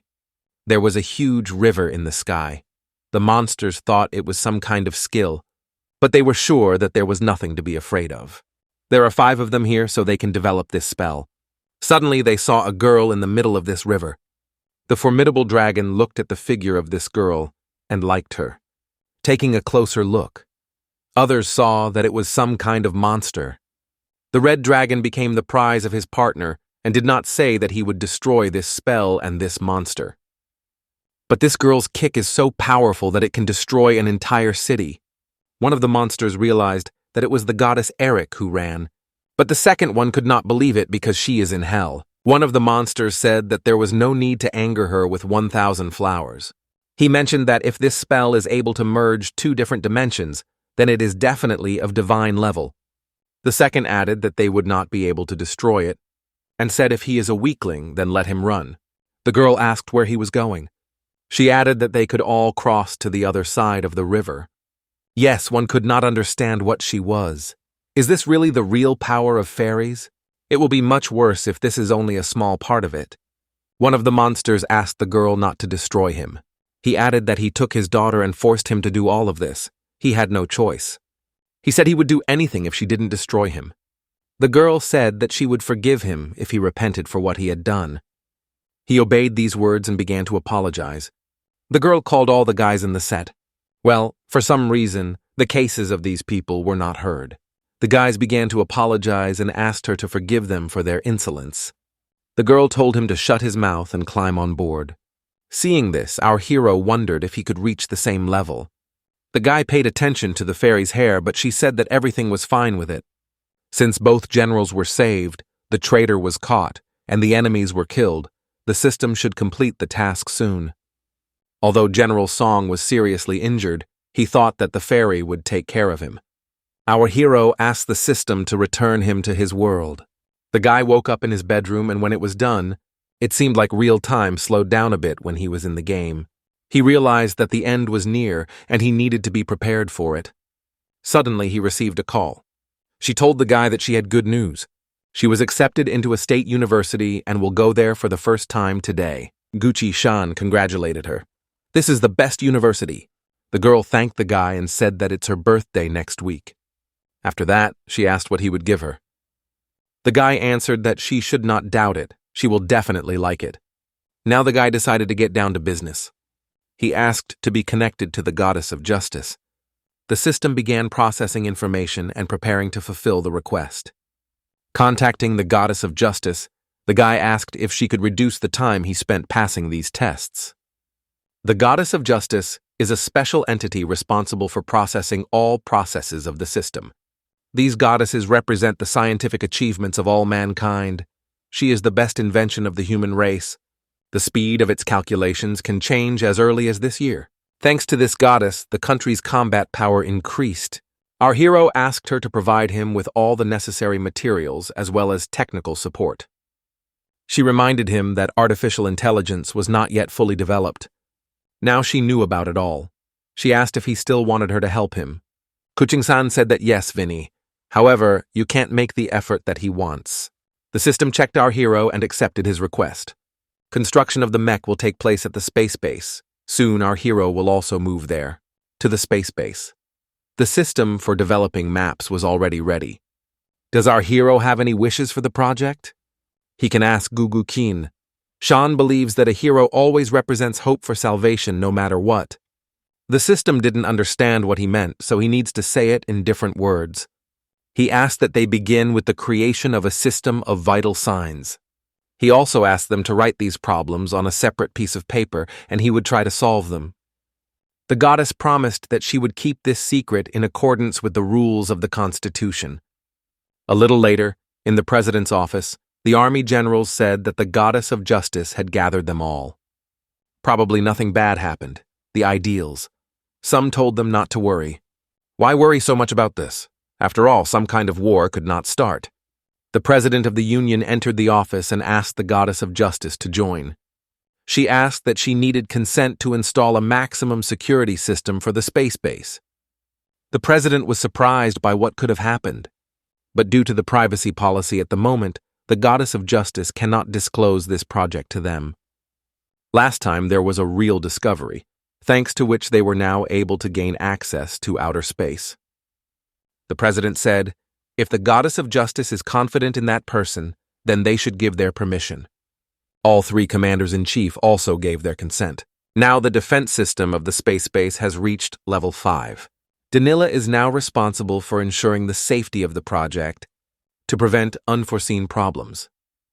The goddess asked John's wife to erect her barrier. He's converted, and even at this age he can still be useful, and he said that he would go there now to prevent other countries from suspecting anything. The goddess asked the Navy captain to defend the country's border. He accepted this task and went to complete it. Meanwhile, at the casino and a list of mines, Armin showed a video from the military leadership of the Empire Santa Lanka. In this video, the head of the Union Federation, who held an emergency meeting without warning, and Her Highness asked if they really wanted to start a war. The guy had no idea. The other generals and the captain were also seen in the video. The princess ordered to collect all information related to the Federation of the Union and find out what they are up to. And it was still strange for the girl why she was thinking about that guy. Now all the functions of the circuit have been fixed, and the vital sign system has also been completed. The algorithm and materials were ready. Now our hero just had to confirm the start of the project. So this is her gift. She decided that it would be better if he asked what exactly she wanted.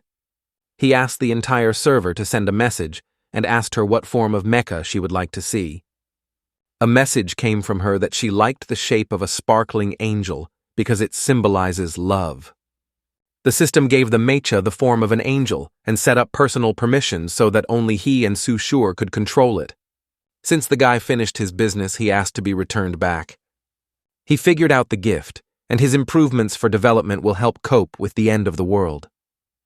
The guy received a message that Yuri's mother wanted to meet him at 1500 hours at her house. Did something really happen to Shweta since her mother wanted to meet him? But the guy decided that he needed to stop beating himself up and decided to clean himself up. Before leaving, he decided to take a shower. A little later, he needed to get to the other side of Perico. A man with a boat stood on its shore and said that he had been waiting for him for a long time.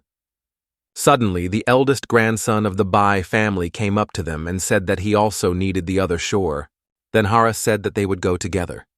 By home, US said that in the region, he has the right to appear at the Su family's banquet. After all, others will feel uncomfortable around him. He said, let the guy go home, and he would tell Mrs. Court that he suddenly felt ill. Cucumbers had not yet asked what will happen if he refuses. Someone answered that his father is the head of the Bai family, and if he does, he will regret it for the rest of his life. And he said that the only one who will regret it now is by hanging himself, a little later. Mrs. Su was informed that there was a misunderstanding between Jiyu Qishan and Bi Hong. Therefore, only one of them got on the ship. The girl said that Hung Yu Tak has grown up and can emerge victorious from any situation. This is worthy of praise. But she said that everything was quite the opposite. Ji Yu came to cheer Shan. As it turned out, our hero took his clothes and threw him overboard. Niece was very surprised when she heard this, and thought that he simply lacked the instinct of self-preservation. But he also turned out to be completely beaten off. But she told the servant to give the eldest grandson anything he needed. She will inform the Bi family personally about the rest. Our hero came to the moon and asked why she wanted to see him. She pointed her finger at a group of people and asked if he knew who they were. As it turned out, these are the heads of 9 families. They are the most powerful people in their country. The future fate of everyone depends on them. And our hero is just their small fry. Mrs. Su added that they live in completely different worlds, and she doesn't forbid her daughter from having friends, but her friends should be like her and not someone like our hero. Our hero did not fully understand what NASA so wanted to say by this. She told Tiansha not to abuse his friendship with her daughter. She asked you to come to this with whom she cannot be together. After all, this once again proves what a daring hero he is. Plus, it could lead to his death. Let's answer all this by saying that he is not as pathetic as she thinks. The missus was surprised that I was with the wrong people next to me. Her daughter has already managed to awaken about 5 elements of poetry within herself. Therefore, the gap between them will only widen and widen. She added that our hero's adventure had come to an end. Let him not return to his home now, since he seems to be a smart guy. He will figure out what to do next. But before he left, the guy decided that he had to tell her something. Niece was surprised when she saw this sword in his hands. Is this really some kind of special magic skill? He said that his ability, which he becomes stronger at every day, is in no way inferior to awakening the 5 elements. Therefore, he will make his own way. The guy said goodbye and left Nessus. Narcissa thought that he turned out to be a good guy. She told the servant to tell the family that our hero was leaving this island. She doesn't care what they do with him as long as it's not on her territory. Nessus has said that her daughter's fate was predetermined even before birth. Walking home, The guy realized that niece didn't like him much. He'll probably have problems later. Suddenly, he saw a skill behind him. He decided to follow this skill and see where it took him. As it turned out, he was led to a bar where the Princess of Light of the Inca Empire was sitting. She is the owner of the divine fire of death, which is made up of 5 logical elements. How surprised he was to meet her after so many years. He had already gotten used to her. The girl said that the Union Federations have launched the maximum security system for the space base, and this security system was founded after some developer under the number 41,157 got inside. And this employee's name is Gu Kishin. That is, he was our hero. The girl asked why the goddess of justice was so aggressive, but our hero suggested that they need a drink first. This is the first time they are meeting in person. Therefore, they are obliged to drink a lot for this. In principle, she agreed and told her servant that she wanted to see what their rumblings could not do. Jack asked if he could borrow some wine from them, so the guy agreed. One day, he saw a wine called Scorpio Speaks and asked if they didn't want to hear the story about it. Many years ago, one woman said she took care of a man she knew, but then refused to accept gratitude. That woman said if he wanted to pay her back, he had to make a really good drink. The men remembered her words and decided to mix different wines to make a good drink from them. And while he was trying to create this very drink, an ordinary bartender won her heart with the original Scorpion and became her boyfriend. Well, in the end, the bartender lost because the girl died and the rescued man was never able to make her drink. Later, this man drank a drink called Scorpion and realized something was missing. After improving it, he named it Scorpion Palace. Scorpio has a guy who is protected by the stars. The palace is an immortal star. The princess tried this wine and said that she liked it very much. The man reminded her of their mission. Our hero said that they would just have a drink and chat a little. The man said that she originally didn't come here to find out some people's information, but they still haven't come. Suddenly, the police came to the bar and said that our hero was suspected of murder, and since he is a suspect and also accused of theft, he had to be expelled from the aristocrat's private school. The hero thought he could have a drink with the princess today. When he suggested seeing each other next time, the girl told him not to get upset. She could send his empire along with her. The princess promised that she would make him a ram. Since there were many people outside, the princess offered to help them. The man realized that he really didn't like our hero. This is the first time he has seen a princess treat a man this way. The girl said that she could protect him all her life. Well, you also want a calm, peaceful life. But now he seems to have made a mistake. There is no Nastia in this world. You have it to rest. And inside, the guy went outside and said that he was the one they were looking for. And the princess said that our hero is really cool. Therefore, it is necessary to evaluate his former power. The man replied that it was too dangerous to evaluate his combat skills right now. After all, problems may arise. Well, basically, I told the man to do what she says. The man replied with these words and proceeded to retrieve the connection device. He instructed to assess our hero's combat abilities on the street. They warned that Novgorod had a high crime rate, advising against staying still and urging movement. Otherwise, they hinted at the possibility of taking further measures. Suddenly, the shuttle's lasers activated. The team was puzzled by the sudden gunfire. It wasn't Zab who requested one of the workers to turn away. Our hero realized they had a limited grasp of the laws. In response, Jiu Tianshan launched an attack with their bow. Everything unfolded just as he had anticipated. The spiritual energy imbued in the arrow generated enough destructive force to dismantle the laser shuttles. Our hero was accused of shooting at a policeman, despite being a Federation citizen. The individual claimed that despite being former classmates, our hero had risen to nobility and was assisting law enforcement in apprehending a dangerous criminal. Sean inquired if there were any grievances against him. The response indicated that our hero's actions had irrevocably harmed him, driven by the suggestion of their teacher, resulting in significant financial losses. That night, he had arranged for 5 genetically enhanced experts to confront our hero, showcasing the full power of the system. The commander instructed them to eliminate our hero and promised a personal reward of 10 million to whoever brought back his head. The realization dawned on the individual that our hero had now ascended to the 7th level of cultivation. Comparing his strength now to when he defeated the formidable Tiger Master, he was now 10 times more formidable. The hero engaged these masters according to the established rules. At a certain juncture, our hero invoked spiritual suppression. This technique, when mastered to divine levels, could unleash devastating impulses capable of leveling entire cities. Suddenly, a barrage of arrows erupted as devotion sprang into action. The commander was taken aback, witnessing the swift destruction of the 4 martial artists. Our hero remarked that they provided excellent targets for his training. The commander tasked a particular individual with confronting the hero personally. The response came confidently, pledging to accomplish the task in 10 swift strikes. This individual believed they could vanquish our hero. He boasted that Gu Arrow's actions were mere trifles, claiming absolute control over everything. Najin decided to test this assertion and launched arrows at him. In a single fluid motion, the man effortlessly deflected all the arrows. As he had declared, those arrows proved futile against him. Our hero discerned that this was an application of spatial magic.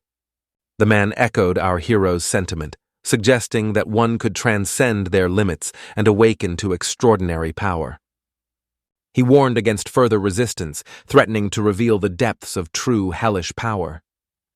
Unfazed, our hero remained resolute, having encountered such threats countless times before. In response, the man initiated an assault using incinerating hammer hands. The commander initially anticipated victory, proclaiming the end of the battle. However, his expression abruptly shifted as he noticed something peculiar.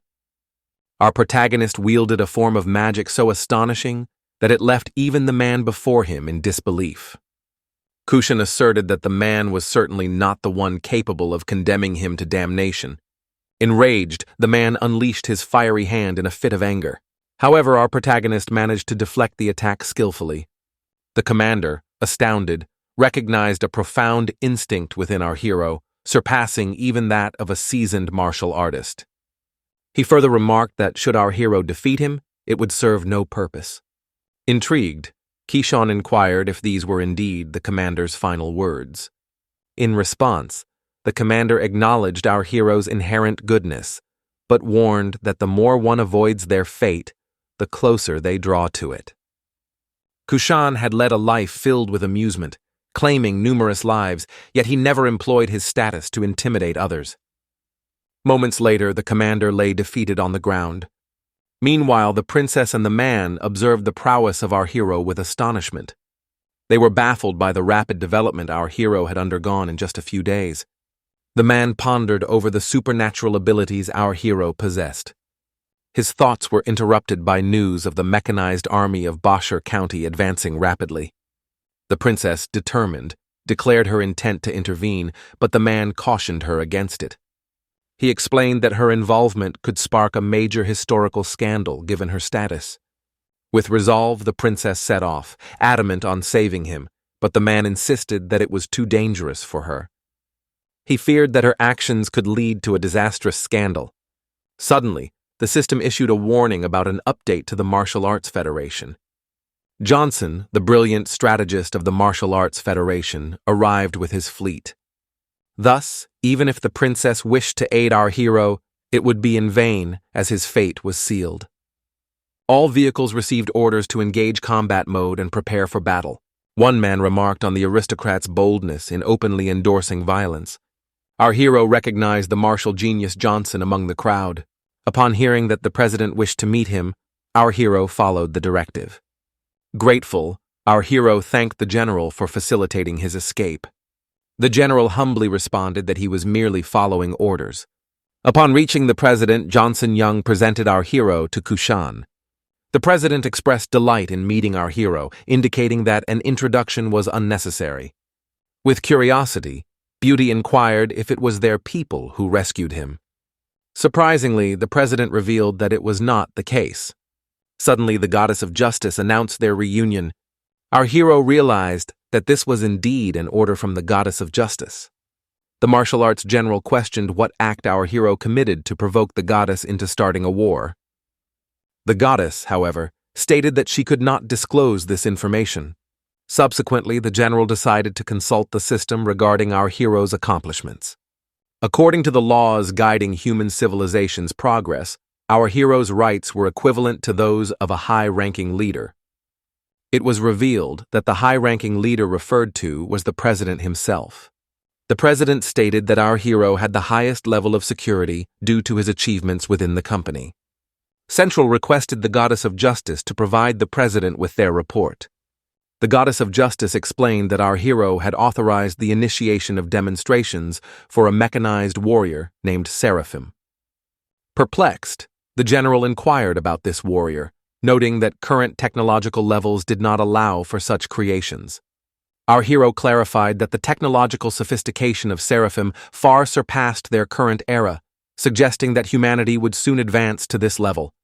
Impressed, the president remarked that it was understandable why the goddesses of justice favored our hero, given such groundbreaking technology and armor. The goddess of justice emphasized the need for the president's reliable protection to safeguard Sanya. The president assured that while the goddess's concerns were valid, he could resolve any issues. He instructed Sonia to prepare our hero and bring him in half an hour. However, Jinshan expressed concerns about potential repercussions on his reputation if the president openly defended our hero, noting that the family hadn't overtly blamed him. The goddess of justice reassured that the accusations wouldn't hold, and there were currently no issues. Meanwhile, the girl was frustrated that she couldn't aid our hero, fearing the military genius might harm him. The man advised her not to blame herself, as it was impossible to rescue someone from the clutches of a military genius. Feeling helpless, the girl believed our hero would not be released by the aristocrat and was resigned to his fate. The princess, seeking solace, asked the man to turn off the TV for some peace and quiet. On TV, the president addressed the nation, highlighting the plight of children orphaned by the war. So he made the decision to select one of these children. He and the president agreed that this child, a victim of war, was the one he wished to adopt.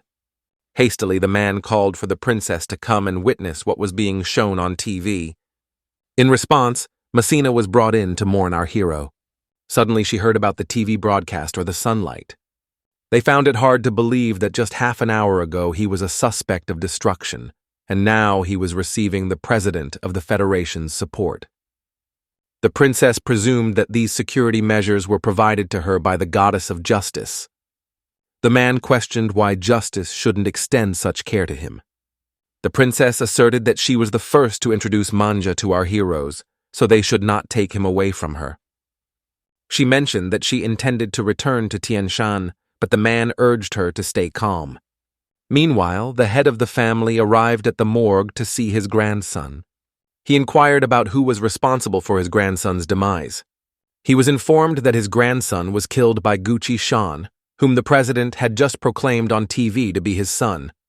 The head of the family was indifferent to the president's actions. His anger could not be contained. He requested that a shuttle be prepared for him to travel to the head of the BI family. The head of the family stated that he could not consider himself a man if he did not avenge our hero. Someone began to analyze the attributes of our hero and remarked that his resolute nature was akin to that of the gold system. The head of the family mentioned that his sword also possessed a heavenly selection technique, which was quite extraordinary. Nonetheless, he remained certain about our hero's true strength. Su Chao pondered who had orchestrated the elimination of our hero with the help of the NE and Bai families. Nessus claimed it was her idea, but regardless, it had offended the representatives of the two families. Susan Shaw recalled that the nieces mentioned their year-end gift to the Department of Scientific Research and asked about it. Upon hearing this, Mrs. Su smiled and stated that she had fired him. The head of the Su family asked her why she had done this. She explained that she did not want our hero to have any association with their company.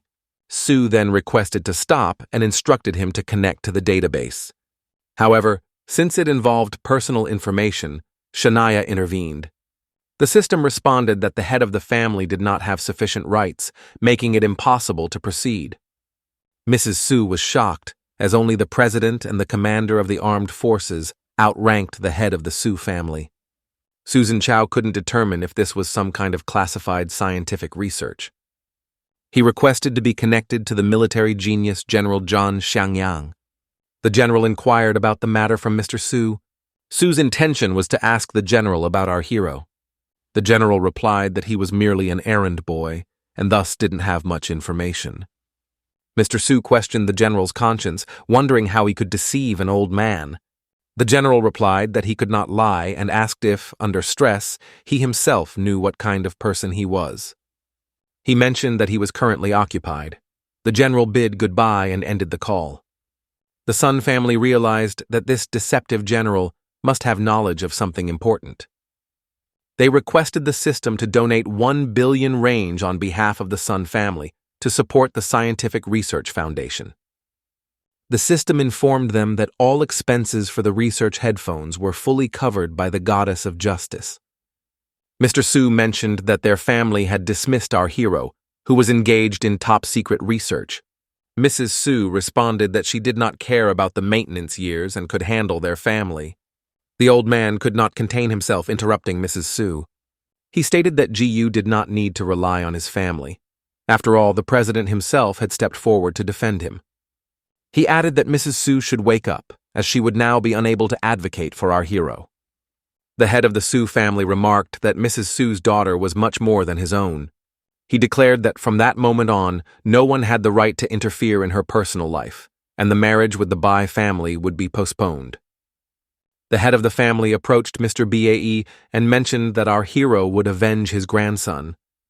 The head of the Bai family expressed concern that this individual would damage their family's reputation, but now the president supported him. The head of the family asked if they should really just sit back. The reply came that the opposite was true. Our hero was the one who must perish. As far as they knew, he had achieved remarkable feats. According to the laws of the Federation, he was now the sole proprietor of these accomplishments. However, if he were to suddenly depart, then all the achievements would belong to everyone. The head of the Bai family suggested that Gulshan should be eliminated under the guise of an accident. Even if this plan were to be exposed, all the families would distance themselves from Mr. Aney. The president would cease to exist due to GU Kishan's dispute with all the families. Despite the head of the family's reluctance to leave, the head of the Bai family requested someone to approach him. He instructed for surveillance of his family to be conducted. Regardless of whether the task is completed or not, they must swiftly eliminate them all. Shortly after, a group of hired thugs arrived on a mission for clandestine destruction. Despite other arrivals waiting in line, he was to be their first target.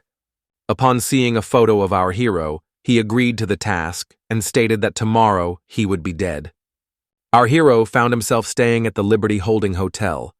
It was his first experience in such a luxurious hotel, which felt very unusual to him. He noticed the princess casting a spell as she appeared in his room. Digit did not want the princess to spread rumors, so he decided to meet her in the archery hall downstairs.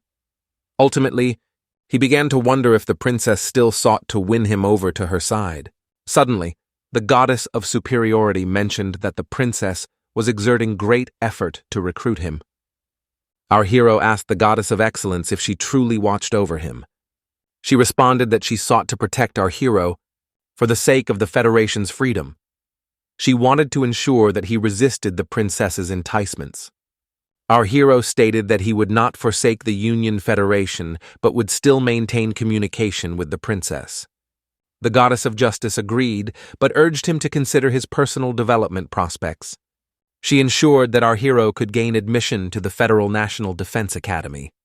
My goal has always been to enroll in a higher educational institution so that, before I die, I can at least contribute significantly. He entrusted this matter to the goddess of justice and indicated that he needed to depart. Upon arriving at the archery hall, Gu Tianshan expressed his desire to practice shooting. The attendant mentioned that they first needed to input our hero's personal data. Suddenly, a man approached him from behind and instructed him to move aside and not obstruct others. He instructed the attendant to check on him. The attendant asked him to wait a moment, as she would attend to everything. Approaching our hero, the man stated that the archery hall was reserved for Union members, but our hero didn't seem to fit the profile. The attendant announced the score and allowed him to proceed. The man immediately turned to our hero and insisted that this was not suitable for him, urging him to leave.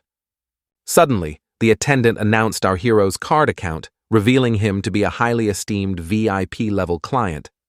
The man realized that the goddess of justice had given him a substantial sum of money, but he was unsure how to spend it. Gu Tinshan remarked that their card accounts showed their difference. Even so, he requested an answer and stated that he needed to begin training. Wishal was displeased that our hero seemed to look down on him, prompting him to threaten destruction. Inside the hall, Kishan observed the targets and concluded that they wouldn't withstand the force of his bow's arrows. Hence, he decided to use more common ones. An arrow was aimed at our hero, but he managed to catch it in time. Wishal claimed that he had accidentally missed. His neighbor retorted that those bows and arrows belonged to him and that he would reclaim them. He retorted that first, he had to catch them. With these words, he pulled the arrow back. Wishal advised against doing so, citing his status as the youngest member of a certain family. Our hero mentioned that someone had warned him of this before and now he would be destroyed. The arrow flew close to that man. His guard questioned how our hero dared to aim at Hoisho, wondering if he was truly suicidal. Furthermore, he noticed that our hero had run out of arrows, while Gu Kishan drew his bow, declaring his intention to destroy it regardless. Suddenly, something peculiar began to occur to this man. Our hero expressed his desire to simply shoot and warned them for the last time not to interfere with him. They insisted that he couldn't proceed in that manner. As Gu Kishan prepared to shoot at a target, the police approached him, suspecting him of theft in the game. He was taken aback and asked what he had stolen. It was revealed that he had allegedly stolen his bow, according to Wishal. He pointed out the insignia on our hero's gear and questioned how he could possess it. As such, a commoner shouldn't have such a bow. The police asserted that since Wishal had stated so, our hero had indeed stolen the bow. They mentioned that they hadn't intended to check whether our hero had a criminal record, but suddenly the system indicated that they lacked permission for such operations. The commander expressed doubt that his colleague could even handle such a trivial matter on his own.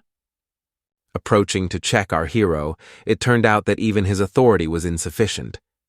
They began to whisper among themselves, questioning whether he could truly be some kind of elite. Wishal ordered the police to recheck his identity and then to capture and arrest him. Suddenly the princess approached from behind. She inquired about where they intended to take her friend. Wishal reiterated that this man had stolen his bow and therefore could not escape punishment for violating Federation law. The princess argued that she had given him the bow, making it rightfully his. She challenged him, asking if he was accusing her of theft. The princess warned the group to consider their actions carefully, suggesting that if he didn't retract his statement, a conflict might arise. Concluding that if they had nothing further to add, they should let him leave. The attendant finally instructed him to stay away from our hero. Concerned about potential repercussions, Wishal expressed horror at the thought of the attendant not forgiving him. He quickly retracted, saying that such a situation would not occur again. Our hero remarked that if it did, the attendant would be to blame.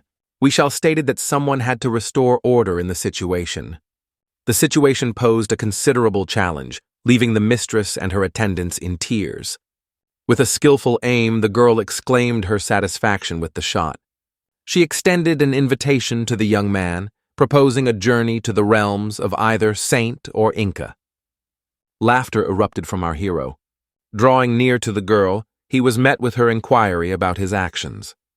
He pointed out her shooting technique was flawed, emphasizing the need for a higher trajectory. Recognition dawned upon her that he was adept at diverting conversations. The entire aristocracy of the Union Federation sought his demise, leaving the princess perplexed as to why he lingered. Shaw unexpectedly summoned him, questioning his current occupation. The girls caught sight of each other, prompting the inquiry, "Who is this Kishan?" Our hero identified her as the princess of the neighboring empire and explained his recent archery practice. She assumed a friendship between our hero and the princess. With a brief mention that it was a lengthy tale to tell, He deferred the explanation for another time. He mentioned that a gift had been prepared and would be delivered to her at school the following afternoon. The realization dawned upon the princess that she was merely a friend to our hero. The man queried what other role she could hold for him if not a friend. In response, she requested an honest comparison between herself and Sudhir. Ford disclosed that he had investigated, revealing Su Shaw's affiliation with the Su family and their enduring childhood love. Additionally, they shared the history of studying together, deepening their affection over time. Consequently, when compared to this girl, the princess found herself lacking. Following this revelation, Ford assured the princess that she need not harbor any resentment. Following the phone call, Open instructed them to resume their training. Directing his gaze at Ford, Open inquired if everything was all right, to which the girl explained that he was simply feeling cold. Suddenly, the goddess of justice announced an emergency, seeking assistance. Seeking forgiveness from the princess, the young man cited urgent matters that required his attention. Guiding our hero towards the shuttle, the girl entrusted him with her chain. Expressing that her offer remained valid and her intentions sincere, she handed him the chain. The young man accepted the chain and expressed his need to depart. Calling Ford over, the girl instructed him to find out where Sudhir studied. The system announced their imminent arrival at the palace within 5 minutes. Upon examining the chain, he failed to comprehend that it symbolized an agreement to alter his life. He pondered on the significance of possessing an item that could potentially invite the rule of the god of death into his life. Perplexed by the princess's gesture of giving such a valuable item, he felt compelled to return it. He reflected on how he had already entrusted her with his life once, and disliked being indebted to others. The goddess of justice assumed the responsibility of updating Johnny's guests on the latest developments. Satellite data revealed the disappearance of the Republic in the Western Islands. A total of 167 underwater robots were dispatched, with only one managing to successfully capture a photo of the seabed. This photo marked the final glimpse before the malfunction of the last underwater robot. Following the robot's breakdown, unknown creatures began to emerge from the depths. The realization dawned upon the young man that this creature was a harbinger of doomsday. A scientific team, including the president himself, convened at the House Palace to safeguard Mary and the oceans from these creatures. Given the gravity of the situation, the president suggested initiating discussions based on the available information. The goddess of justice classified the sea creature's threat level as exceedingly perilous. Following her assessment, the goddess requested our hero's input. Listen proposed deploying skilled professionals, emphasizing the futility of relying on technical weaponry. The goddess prompted our hero to elaborate further on his suggestion. He pondered whether he had truly been reincarnated. Reflecting on past efforts, he recalled the futile attempts using scientific and technological weapons. It later became evident that only individuals possessing 4 specific abilities could effectively combat these monsters. Subsequently, technology transitioned into a new realm. Spiritual prowess proved to be significantly more effective against doomsday monsters. However, the challenge persisted as people in this world remained ignorant about how to harness their spiritual powers. The goddess of justice remarked on women's lack of knowledge in marine biology. Suddenly, the radar signaled an escalation in the situation. The hero recognized the emergence of a noise monster. He found this revelation incredulous, as in his previous life, the first monster to appear was not of this kind. The appearance of sea monsters ahead of schedule indicated that the end of the world was imminent, arriving sooner than expected. After Mary and the oceans underwent transformations in the afterlife, the human world also began to change. Following a series of disasters, humanity managed to survive. It was during this time that the worlds intersected, in a past life. Disasters continued, but this time their sequence was different. From the moment our hero was reborn, he focused on improving himself and his abilities. He resolved to attack the holy realm with all his might. This was just the beginning, as he aimed to surpass his previous life. The goddess of justice announced that the situation had escalated and the army was ready to commence a military operation. Preparations for launching projectiles were complete, and the target had been identified. The Star Shuttles decided to fire all their guns at the hull. However, the sea monster began to regenerate. Human attacks were ineffective against it. After consulting, people decided to attack the monster with a neutron bomb, dropping it straight from space into the ocean.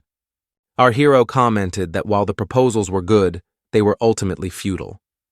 Since the bomb was outdated, our hero questioned what would happen if it accidentally exploded in the stratosphere. GTN Sean suggested conducting a reconnaissance operation to discover the enemy's weak points. The president agreed with our hero, noting that the new type of monster was completely unknown. Sean's proposal was accepted, and he took command of the troops. After calculations, it was determined that Sean had the best attack strategy.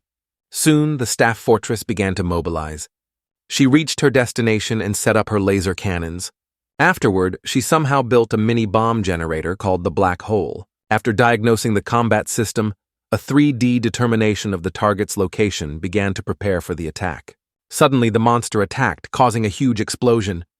The president celebrated, believing they had finally destroyed the monster. After all, surviving such an attack seemed impossible.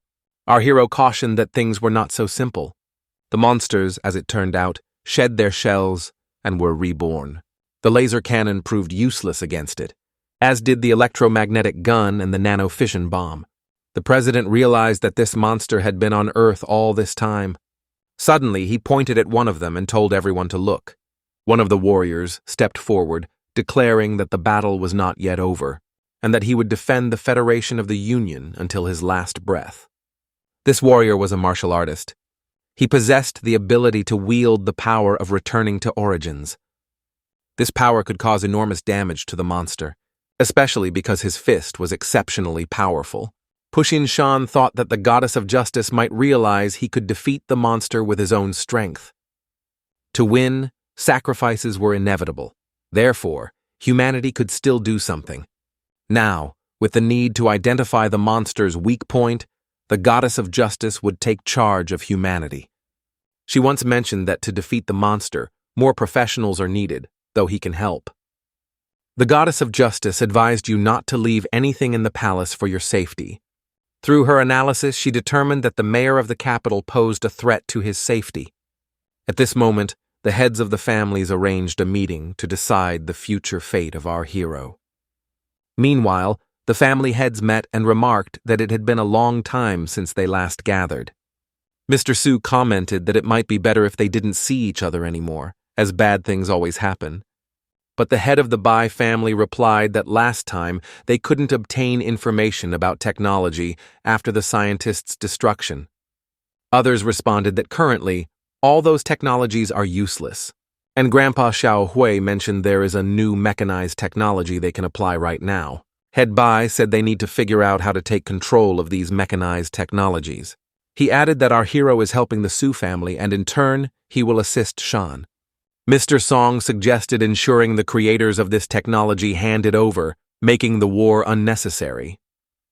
One of them agreed, noting that if something happened, it would reflect badly on their reputation. The head of the Bai family remarked that our hero is not very friendly towards the aristocracy, which is evident from his actions. Therefore, he proposed eliminating our hero instead of having him close to the Su family. After all, last time the scientist almost destroyed the entire Federation. Therefore, we should not underestimate our enemies. One of the attendees agreed with this statement. Subsequently, everyone at the negotiating table supported this idea. Head Bai anticipated this consensus in advance, so he hired someone to handle the dirty work. He declared that our hero would not live to see tomorrow. After all, last time the young scientist's fate was decided with just 2 words. Mr. Su hoped that our hero would be able to handle everything himself. Kushi-shan asked the goddess of justice why, if she knew Instagram was to be destroyed, she hadn't tried to stop it.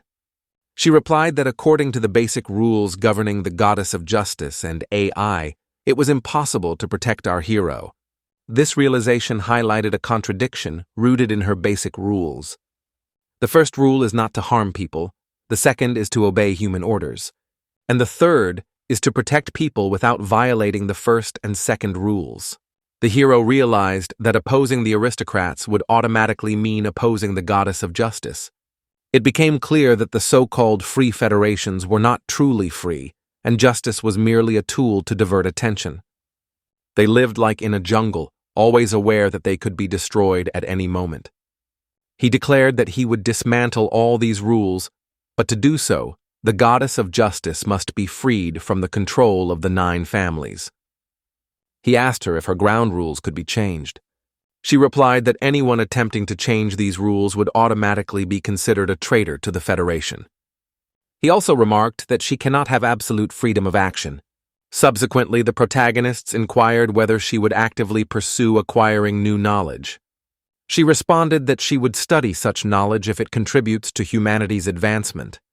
Our hero commented that the most recent life-building algorithm she received is incomplete, and she should thoroughly examine it. Gu Tianshan couldn't comprehend what might have caused the premature occurrence of the solitary day. However, now is not the time for hesitation. They will need to wield the sword with a slightly altered approach from now on. The destiny of the Free Federation will undergo a transformation. He asserted that there is no flaw in the algorithm, and this technology will be dismantled once it has been inspected.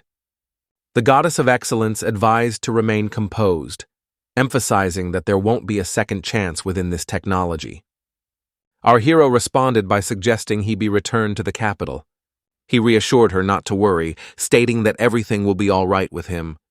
If he proves incapable of handling this, then he will likely struggle with the impending danger. Following this, the Goddess of Justice commenced her examination of the primary algorithm. However, after a while she became perplexed.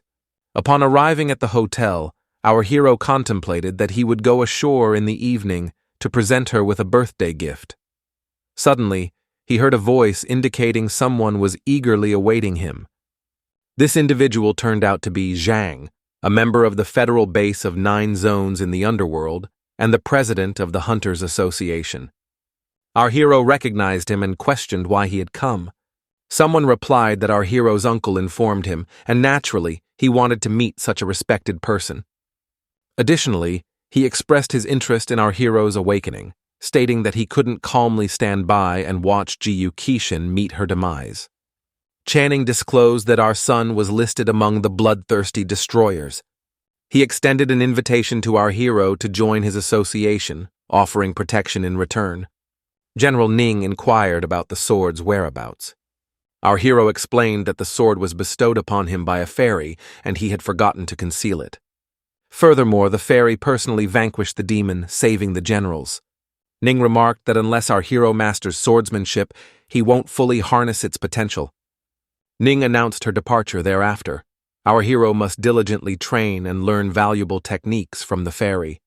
General Song also declared his departure. They need to return to the front line and brief everyone on the situation. Our hero was fortunate that General Sun took pity on him, sparing him from death on the battlefield. Ling stated that they would meet again when our hero's cultivation level has advanced. Should Du Taishan wish to visit, he simply needs to mention Ning's name. Our hero agreed and wished them good fortune. The fairy urged Jiyu Kishan to meet his elder brother. It transpired that this elder brother is the same goose our hero attempted to bribe. The guy realized that despite outward appearances, this goose is actually an older student and one of her incarnations. He observed that Ningyu Tang is not easily fooled. He couldn't fathom how our hero manages to keep so many secrets from women. The first lesson the master imparted to our hero was to never offend a beautiful girl. Jiyu expressed his determination to master this skill. The fairy responded that he would need to mentor both brothers and a sister mentor. Today, she would formally welcome them both. The young master was informed that he was the first member on the list of the 100 flowers, chosen based on appearance. The brothers introduced themselves to each other and began to acquaint themselves.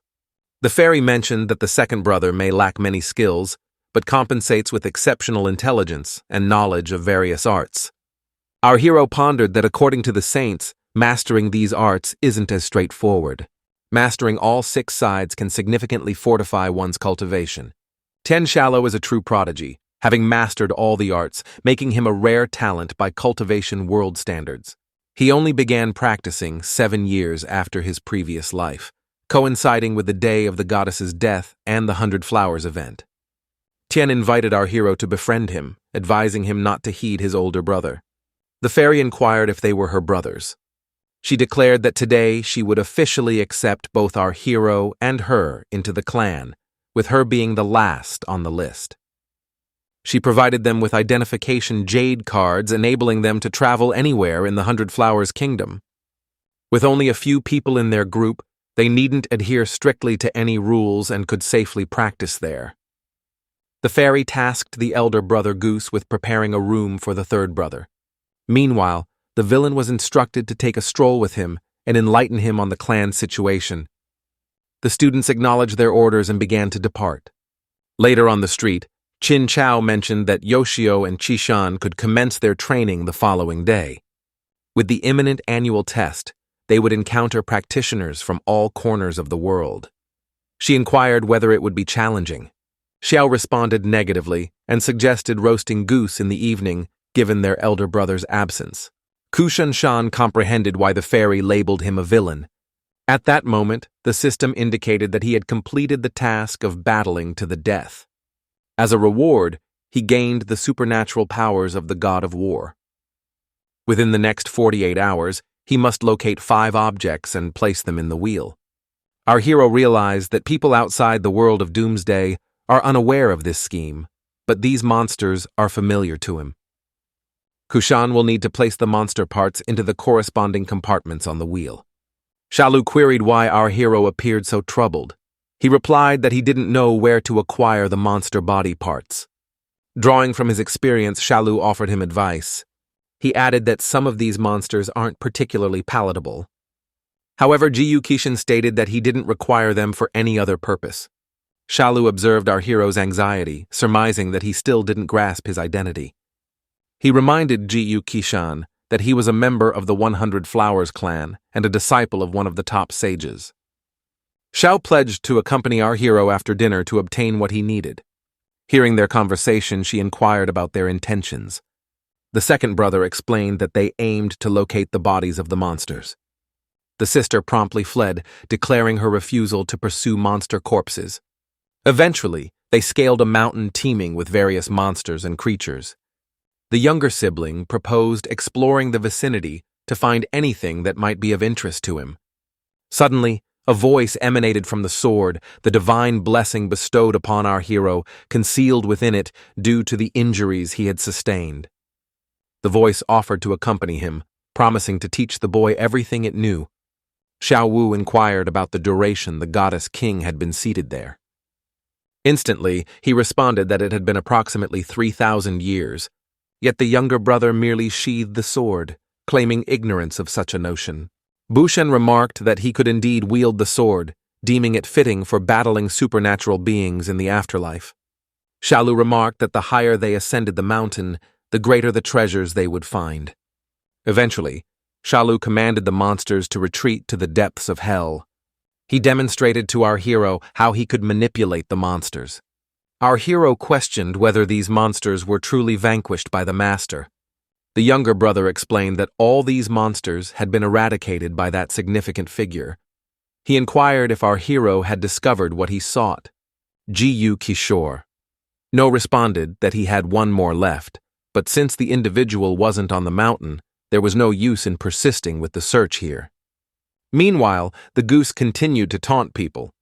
Upon their arrival, the brothers found the locals readily allowing them passage. A girl requested Xiao Song to communicate with his Taoist companions. Shalu consented and initiated a discussion on a fresh topic, detailing methods to attain happiness. Our hero had experienced 2 lifetimes, but had never encountered an individual without any insecurities. The goose inquired whether our hero truly departed because he couldn't bear to look at it any longer. The goose explained that the master had tasked it with caring for his younger sister, the mentor. It transpired that she was an old acquaintance of the master.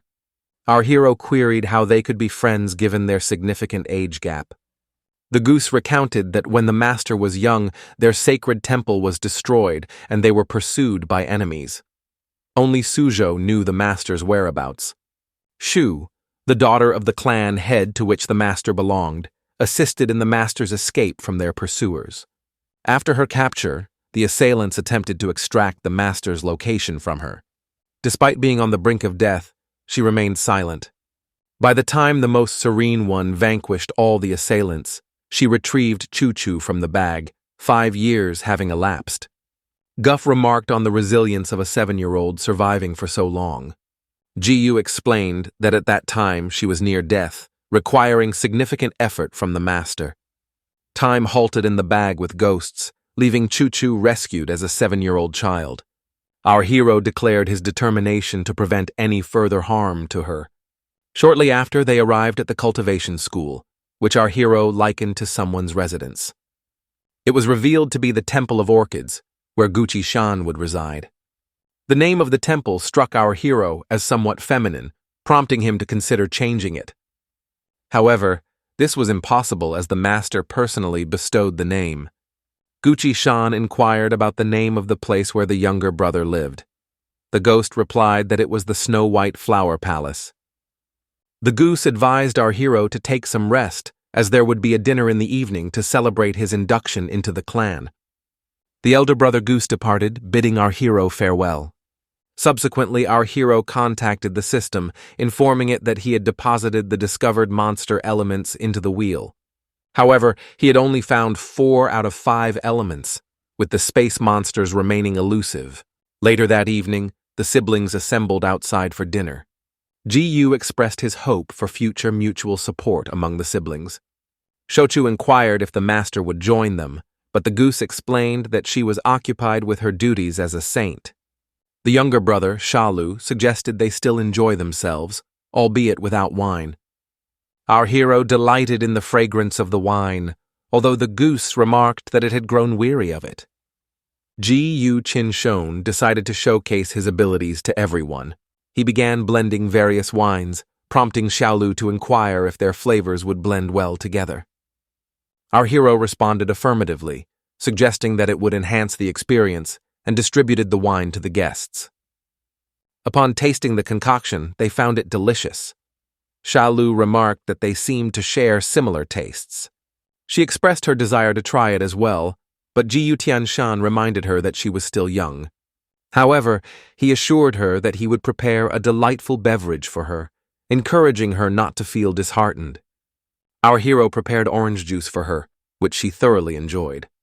The younger brother turned to Gyu Tianshan, acknowledging that his cocktail had pleased Shochu and asking him to share some words. Shalu had something valuable and wished to bestow it upon our hero. He presented a jade scroll containing data on a magical technique, urging our hero to begin training with it. Excited, our hero discovered the special cultivation technique and decided to invest 2 points to start training. Suddenly, a goose swooped in and snatched the jade scroll away. Perplexed, the second brother questioned the goose's sudden action. The goose didn't offer an explanation, prompting doubts about the true nature of the spell inscribed on the scroll. Despite its apparent simplicity, the spell held significant meaning, leaving them curious about why the master reacted angrily. Their conversation was interrupted by Suji's request for another drink. Our hero approached her, offering to teach her the technique so she could create the flavor she desired. The brothers persisted in their drinking, feeling the need to become inebriated. Today, they drank wine until nightfall, despite its potency. As the evening progressed, they continued imbibing, indulging in the strong wine until dusk. In his inebriated state, Shalu expressed his belief that the master had made the right decision by introducing our hero to them. Observing Shalu's intoxicated state, the goose intervened, lifting him up and declaring it was time to return home. Before departing, the goose expressed gratitude to Ji-Yu Kashan for teaching her the secret technique, acknowledging his contribution. She prepared to depart, bidding our hero farewell as she readied herself to return home. Our hero realized that he couldn't recall the last time he had enjoyed himself so much. However, he acknowledged that it was time to refocus and return to his duties. Jiu Qin resolved to find a swift solution to capture the space monster without delay. Utilizing the interplanetary distortion technique, they uncovered the entire truth about the universe, revealing the existence of numerous monsters dwelling in space. The only thing obtained from the conflict were the remains of those beings. Due to limited time, our protagonist must locate it. A sudden recollection dawned upon him regarding someone offering assistance. At the Liberty Holiday Hotel, Xian completed the cleanup of the battleground. Our protagonist expressed surprise at still being tasked with household chores. Zhang assured him that he always tidies up afterward. Following the altercation, he learned of Mr. Su's intense anger over his granddaughter's assassination. Our protagonist urgently needed a part of the space monster, offering Zhang a choice between sharing his research findings or aiding him against the clan of killers. He proposed forming a joint alliance if Zhang found neither option appealing. Zhang deemed this decision the pinnacle of his life. Acknowledging our protagonist as his partner, Zhang pledged his utmost effort. Reflecting on his celestial technique, he glanced at the wall. There, he captured a magnificent rooster for the first time, then extracted a black cat from the wall. Zhang addressed the cat, emphasizing their need for the space monster's corpse. Gyuri, still puzzled by the cat's speech, inquired if it had any useful suggestions. The cat replied that they must first consume the egg pie. Later, they went to a store and fed the cat, who amusingly toyed with a pebble along the way. He suddenly dashed off, leaving his companions puzzled. Chan explained that he was searching for something specific for our hero. They reached the Federal Ministry of Science and Technology yesterday. He asserted that there must be space monster corpses there, confirming the black cat's claim, but cautioned that it was too risky to venture there. John deemed the location unsuitable and suggested the cat find another lead. After some time, they arrived at the casino. Sean questioned whether there could truly be a space monster's corpse here. John explained that he had gathered valuable information here previously, but it seemed their operations had changed. He asked the cat if it was certain about the monster's presence. Upon the cat's affirmative response, John pushed it back into the wall.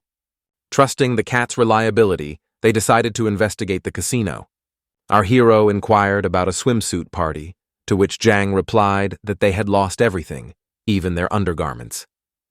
Upon entering, they were welcomed by beautiful girls who asked about their gaming preferences. Zhang expressed a preference for the more unusual games. The redhead assured them that esteemed guests would not be disappointed. She demonstrated a betting machine that would deduct their accumulated points automatically. John thanked the woman and led our hero into the elevator. Reaching the 70th floor, they entered to find a massive swimming pool. The host decided to introduce the day's two participants. The first participant was a regular man holding a sword, while the second was someone who had been fasting for 2 days. The second participant turned out to be a prehistoric hippopotamus, regenerated through genetic engineering. The man was extremely frightened and offered to refund all the money if he could be released from his predicament. The guests laughed as he appeared on the verge of wetting himself due to fear. The red-haired girl approached Zhang, suggesting they could place bets, but he was unfamiliar with the game. The bets could be placed on how long the fasting person could endure. The winner of the day would receive a grand prize. Gucci-shan, I became curious and asked about the value of the super prize. Today's super prize would be a part of a space monster's corpse. Our hero remarked that the celestial chosen one's technique was quite effective, as there truly was a space monster's corpse present. Now the group had to devise a plan to win these bets. A man recounted to his friend how the large man had previously bitten a man in half with a single bite, a story corroborated by the girl who described him as truly dreadful. She glanced at our hero and inquired about the man with the peculiar appearance, feeling uneasy. The girl had a strange sensation upon seeing him. Suddenly, Kishan looked at her, causing the girl to become frightened. Zhang asked Kishan to calm down, as his intense gaze was very frightening to people. He also noticed that the girl was afraid of Kishan. He decided to attempt to calm her using a special cultivation technique. Across the hall, he started to mentally connect with her, seeking forgiveness. Sensing something unusual, her friend inquired about her well-being. She summoned the waitress and handed her a red card, asking for assistance. The waitress delivered the wine and business card to the group, stating it was from the girl. Our hero read the business card, learning that the girl was from the Fuxi Empire, named Duga Cheong. Gucci-shan was puzzled, In this empire, revealing one's name was prohibited. John remarked that the girl seemed to regard him as a true man. However, our hero dismissed this as a misunderstanding. He raised his glass, catching the girl's eye, causing her to feel embarrassed by his gaze. The man sitting next to her was furious with our hero and decided to restrain his enthusiasm. He wagered 5 million that the person would be devoured in 10 seconds. The man stood on the platform, hearing everyone placing their bets. People began hurling wine bottles at him. A few moments later, a massive hippopotamus monster emerged from the water. The girl approached our group and announced that they could now start placing their bets. Kushishan bet 50 million to ensure the person's survival, surprising Jang with this decision. However, our hero explained that the winner would receive a grand prize. After all bets were placed, the countdown began. The onlookers watched the spectacle with eager anticipation. The man had endured for 5 seconds, pleading for help. Suddenly, Cheong decided that if he lost, he would personally eliminate the man. Upon witnessing this, our hero inquired if such an action was permissible. The girl explained that the bettor could intervene with anyone. Since it was not against the rules, Guzishan decided to join in the fun. At the 10-second mark, he skillfully shot the hippopotamus, resulting in a dazzling blaze. The spectators were stunned by what they saw. Voices in the hall questioned how it was possible to shoot a prehistoric hippopotamus. Dejan was amazed at the bull's exceptional marksmanship. As per the rules, our hero was now entitled to the super prize. Jan expressed regret that our hero had never joined his team. However, Jiyu Kishan reassured him not to be disappointed as they were now partners. A girl approached our hero, claiming he had not followed the rules, but he recalled her previous words, spoken after her resignation. The girl responded that she needed to consult her boss. After speaking with her boss, the girl presented 2 options for the next course of action. The first option was to leave the gaming room immediately, with all chips reverting to their account. The second option was for them to enter the arena and endure for 3 minutes. Chen questioned if this was asking too much, offering to take the challenge instead of our hero, but Jiyu Kishan insisted there was no need, as he could handle it himself.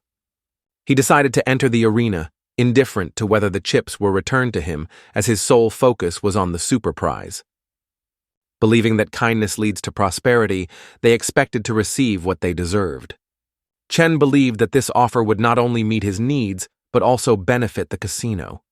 Our hero inquired if he could begin immediately, as he was in a hurry. The girl agreed, stating that she would arrange everything promptly.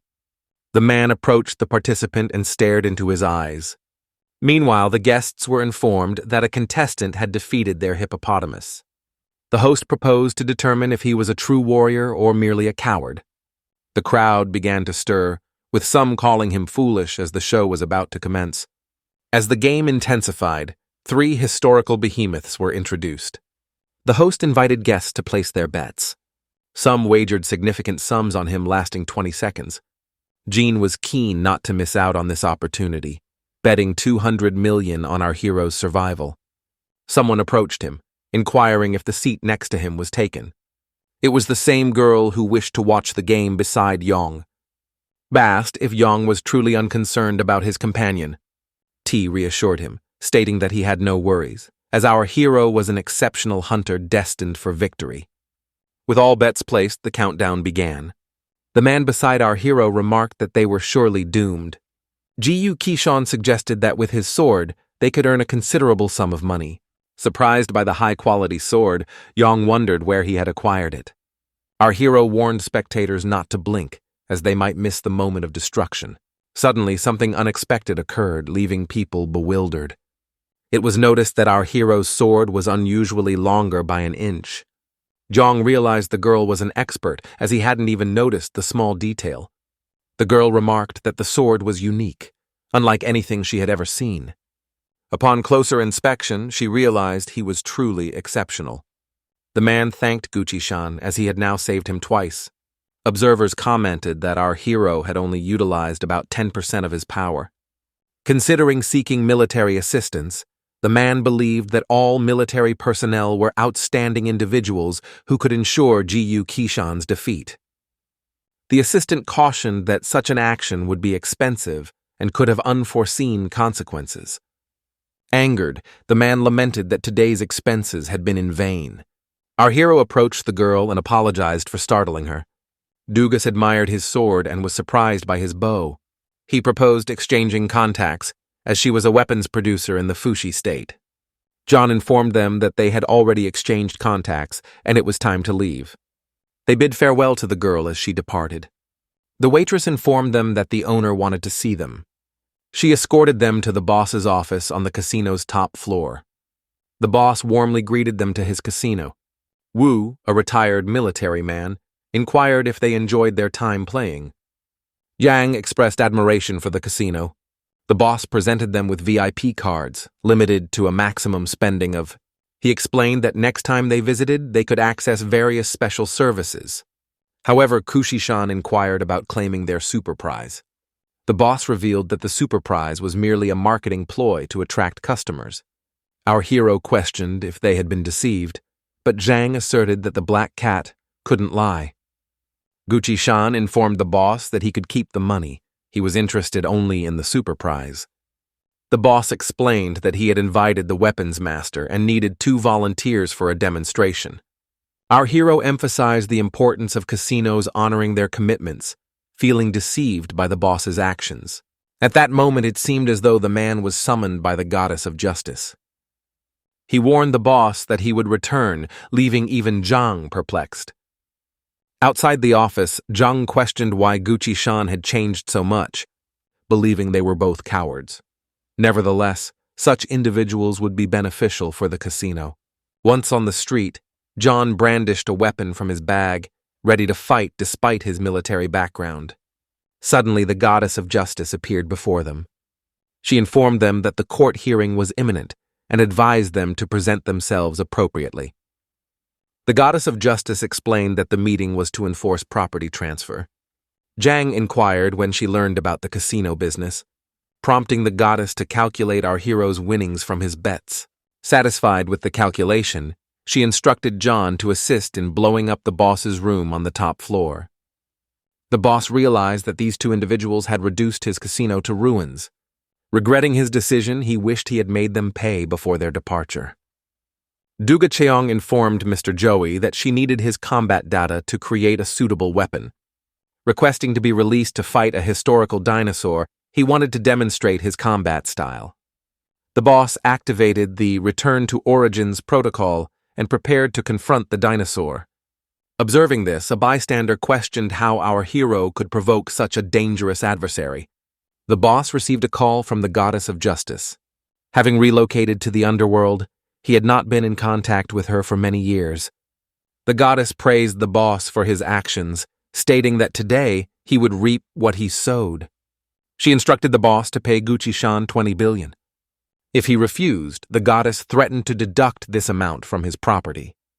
An explosion occurred, but the goddess assured everyone that there was no need to panic.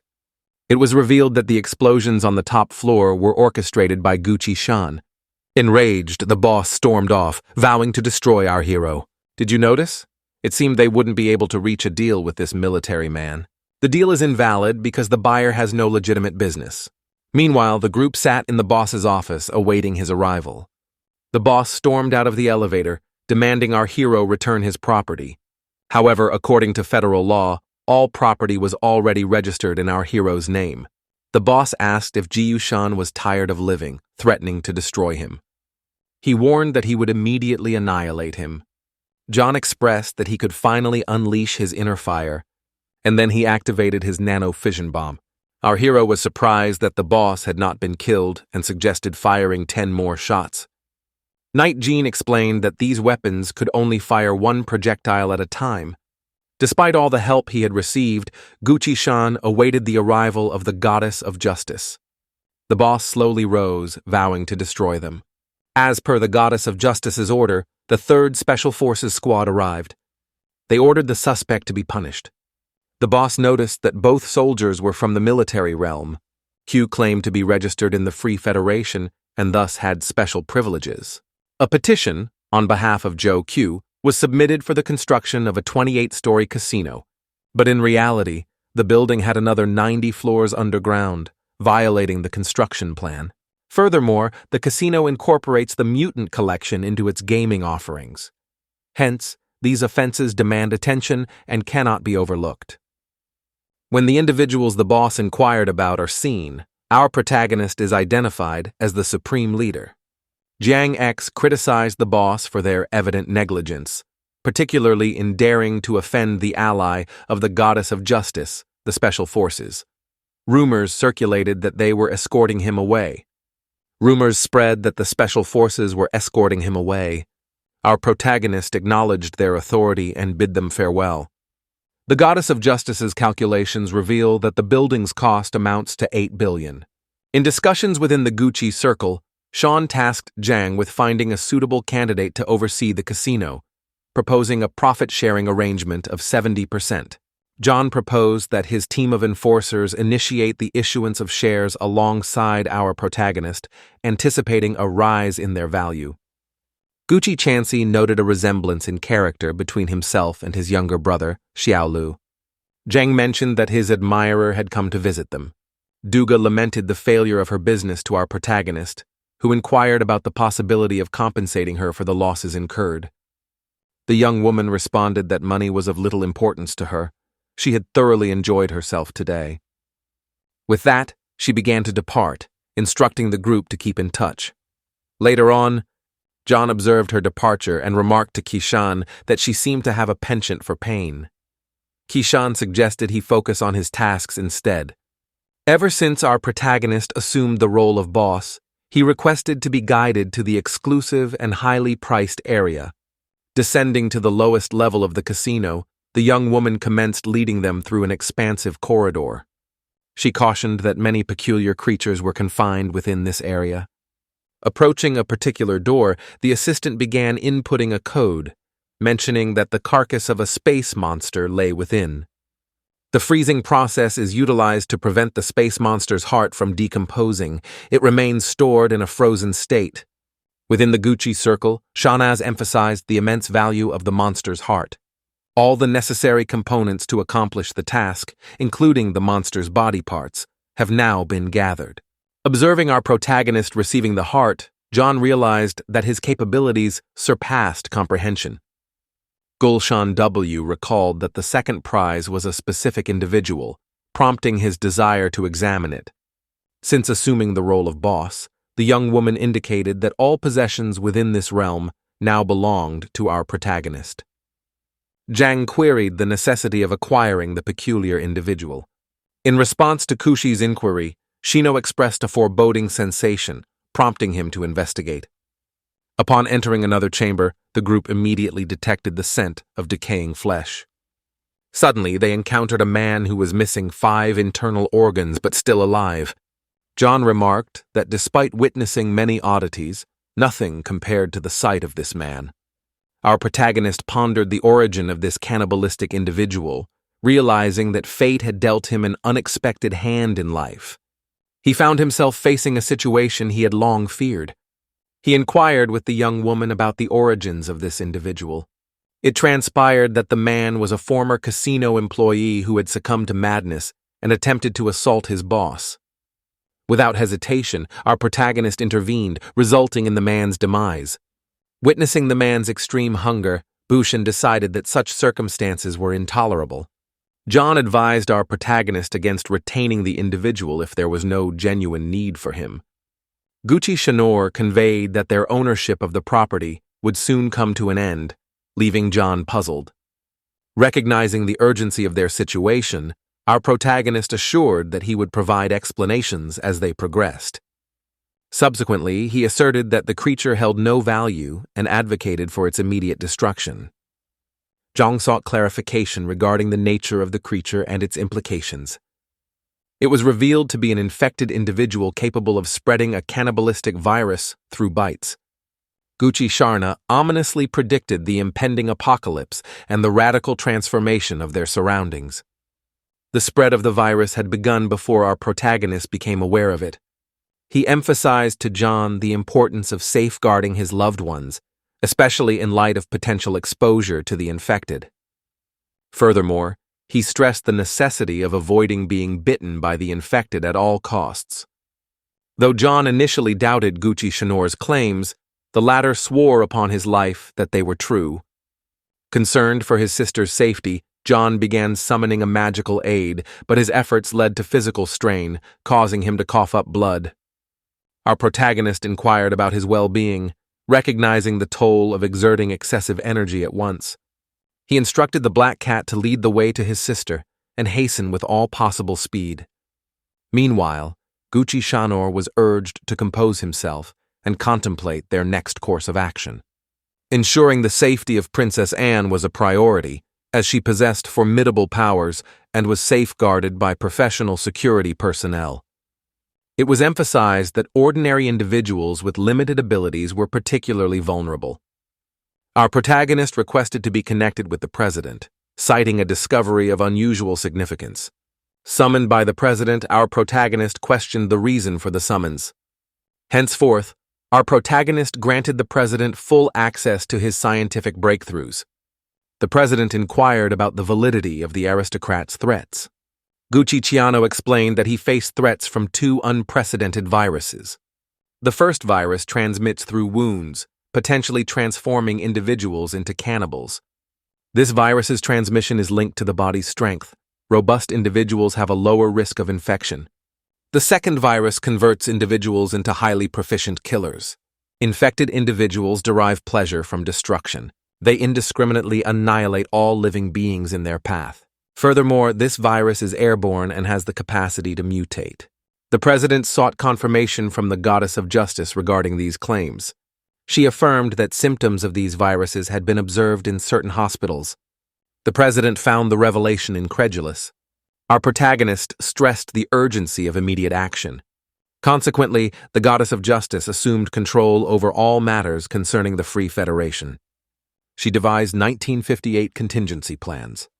However, after selecting the strategy with the highest success probability, none remained viable. Subsequently, the goddess of justice commenced gathering additional intelligence. Shine expressed doubt that even with the goddess's swift reactions, generating a suitable strategy would be feasible. Armed with information about the virus, she should be capable of halting its rapid dissemination. In a previous incarnation, numerous events unfolded over the span of a year. However, in this current life, the emergence of ocean monsters coincided with the appearance of the virus. It appeared to our protagonist as though one scenario had been completely obliterated, replaced by a new one. Today marks the beginning of a completely divergent existence from the past. The previous life experienced an online world apocalypse, facilitating rapid real-world skill enhancement through global travel. Conversely, the impending catastrophe in this world looms ominously, despite no visible signs of a world-ending apocalypse. If intervention doesn't occur before the apocalypse arrives, all will be lost. While Gucci Sean strolled down the street, Princess Diana encountered him and inquired about his mood. She questioned if his demeanor was truly affected by a narrow-minded individual, asserting her ability to handle such matters. Our protagonist dismissed any concerns, questioning if her intentions solely revolved around confrontation. In reality, the princess sought a meeting with our heroes to discuss a matter of importance. Recalling a past life, the guy remembered the princess's arduous fate, scheduled to transpire within a month. The tragic circumstances nearly drove Anna to suicide, thus preventing her return to the Empire is imperative. Suddenly, the system alerted our hero to enter the realm of practice, lest the void channel close. He pondered the chaotic passage of time, linking it not only to the dreadful monsters, but also to the swiftest entities in existence. Despite the princess's inquiry about his well-being, the guy was in a hurry. Gucci Sean informed Lana of his impending departure, advising her to remain within the Federation's boundaries and wait for his return. He returned the contract to her and instructed her to await his comeback. Confused, she couldn't comprehend why he returned the life-altering contract. Unbeknownst to him, our hero would risk his life to ensure her safety if she were ever in danger. The princess confided in her assistant, lamenting her lack of time to bid farewell to him. Gucci Sean appeared to possess an air of being divinely chosen. She asserted that she wouldn't depart because she needed to await our hero's return. However, Ford reminded them of the severe consequences of disobeying the king's highest military orders. Despite the potential repercussions, the princess remained steadfast in her decision to wait, following our hero's directive. Amidst their deliberations, peculiar individuals began to approach them. The princess discerned that these individuals had nefarious intentions. With the acquisition of the Space Master's body part, our hero could proceed to fulfill the mission. Currently at the zenith of his cultivation, it was opportune for him to advance to the foundational level. Achieving this milestone would bolster his strength, facilitating easier defense against impending chaos. He deemed the breakthrough imperative, feeling it was essential for the challenges ahead. Elder Brother Goose approached our hero and inquired if he was indeed preparing for a breakthrough. Gus proposed they first enjoy breakfast, after which he and his second brother would provide him with some lessons. At breakfast, Sushi-Shan asked about the master's whereabouts, learning she had gone to the front line for crucial discussions. With the master absent, the second brother resolved to abandon the flour diet. Instead, he opted to prepare a whole ram in an effort to improve their diet. Our hero questioned whether such a hearty meal was suitable for breakfast. In response, the brother assured him that he needn't assist if he didn't wish to partake. The goose concurred, expressing concern that such a meal might be taxing on the stomach. Xiaolu responded similarly to Gulshan's concerns, indicating agreement. Subsequently, driven by hunger, the brothers resolved to assist with the meal preparation. Later, the goose informed the second brother of our hero's intention to make a breakthrough. They agreed to hold a discussion and then offer their opinions to him. Xiaolu cautioned that traversing the Great Kingdom posed significant danger. Hence, it's imperative to employ tactical strategies, with the goose standing guard from the side. The elder brother Goose provided our hero with the pathway to a breakthrough, emphasizing the need for awareness before proceeding. Guqin Shanpi invested 10 spiritual points to comprehend the 100 holy laws of consistency. Furthermore, it requires a furnace of at least 200 years old to produce an immortality pill. During the initial breakthrough duty in the Great Kingdom, it's essential for brothers and sisters to uphold maximum security. In a previous life, our hero faced near destruction by a demon during a breakthrough.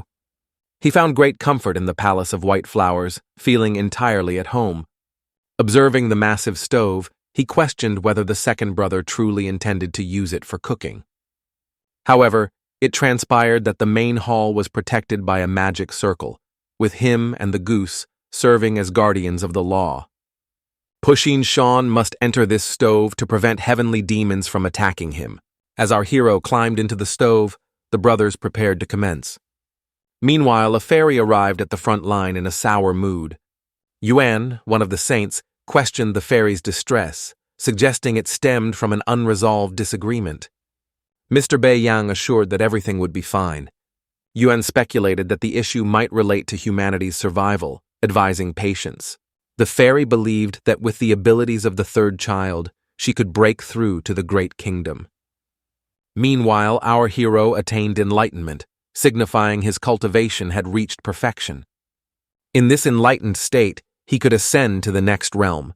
Suddenly, he sensed something amiss and struggled to comprehend the situation. His soul became detached from his body, plunging into the blue abyss, leaving our hero bewildered. Observing his soul's departure, our hero felt utterly lost. The nearby brothers and sisters standing by the stove were incredulous at the sight. The presence of the elder brother deterred demons from approaching, yet the goose encountered this unprecedented situation with confusion. With our hero seemingly alone in his ordeal, they could only hope he would manage on his own. According to the master, kingdom crossings are intertwined with an individual's personal karma, the elder sister remarked. The second brother conjectured that our hero's fate had propelled him away. Despite the goose's meticulous planning, it failed to shield him from this unforeseen event. Gucci found himself unexpectedly caught in a space-time turbulence. A stranger approached him, questioning the arrival of our hero. Cautious about revealing his identity, Gucci refrained due to potential repercussions for both. Despite the passage of 1 billion years, the mere mention of his name still instilled terror across the world. Both puzzled by their encounter, Gucci and the man questioned why they were brought together. The man appealed to Gucci for assistance, promising a reward once he attained strength. Curious about the consequences, the man sought clarification on what would happen to him. In turn, he asked Gucci about his desires. Gucci pondered the reason behind the concentration of doomsday disasters in one world. The man explained that such occurrences were rare as demons typically infiltrate gradually, but it's conceivable they encountered resistance and relocated. Demons tend to target the weak first, exploiting easier prey. Reflecting on these insights, Gucci questioned their veracity. It emerged that the world remained closed to cultivators globally, yet a fairy single-handedly dispatched 4 demons. Recognizing the importance of unity, people in this world united sooner. Consequently, the demons, disappointed by the collective resistance, turned their attention to another, weaker world. As a result of these shifts, the real world became the primary target for all demons. Gucci inquired about potential methods to halt the demonic onslaught. The man explained that it required the synchronization of the 5 elements from both worlds, as thunder ominously heralded the destructive force. Describing the thunder as unusual, the man warned it signified a force capable of world destruction. The man must quickly determine the course of action regarding these 5 elements. Suddenly, Gucci began to be drawn back into the blue abyss. Upon his return, he struggled to comprehend the man's message. Fortunately, this did not hinder his breakthrough, suggesting its success. Upon inquiry about his well-being, the goose reassured that Gucci's soul had returned, and all ended well. Shalu remarked that now it all depends on luck. Gus emphasized that his safety outweighed supernatural abilities. The system suggested Gu-Kishan-bi choose one of the 4 supernatural powers to awaken. Upon considering the options, he found none of them particularly useful. With one last hope remaining, as soon as he began to examine it, he was immediately astonished. It possessed a special thunder power coveted by countless individuals in a past life. A cultivator of the thunder system once commandeered a spaceship and ventured into space. The ship's ecosystem allowed for the generation of electricity for up to 50 years. In dire times on Earth, he transmitted a video showcasing his well-being. However, in the 7th year, a space monster appeared and obliterated the spaceship and its occupants. Upon hearing this news, the surviving people on Earth rejoiced. Thus, this stands as one of the most tragic tales of employing the thunder system. Considering it one of the best options, our hero opted for the power to vanquish evil. The potency of thunder proved truly remarkable. In previous incarnations, spiritual practitioners favored this technique. Despite being a swordsman, our hero harbored no fear of monks wielding the thunderous spiritual power. While not encountering practitioners of life power in past lives, our hero was prepared to embrace the risk. Acquiring the skill of losing control, our hero doubled his strength as a swordmaster. Gushan's decision proved wise, as more potent skills would emerge in subsequent stages. Thunder and lightning suddenly manifested outside the stove. The second brother marveled at our hero's swift mastery of the great border and acquisition of thunder and lightning spiritual powers. Subsequently, a brilliant flash ensued. It seems our hero managed to escape.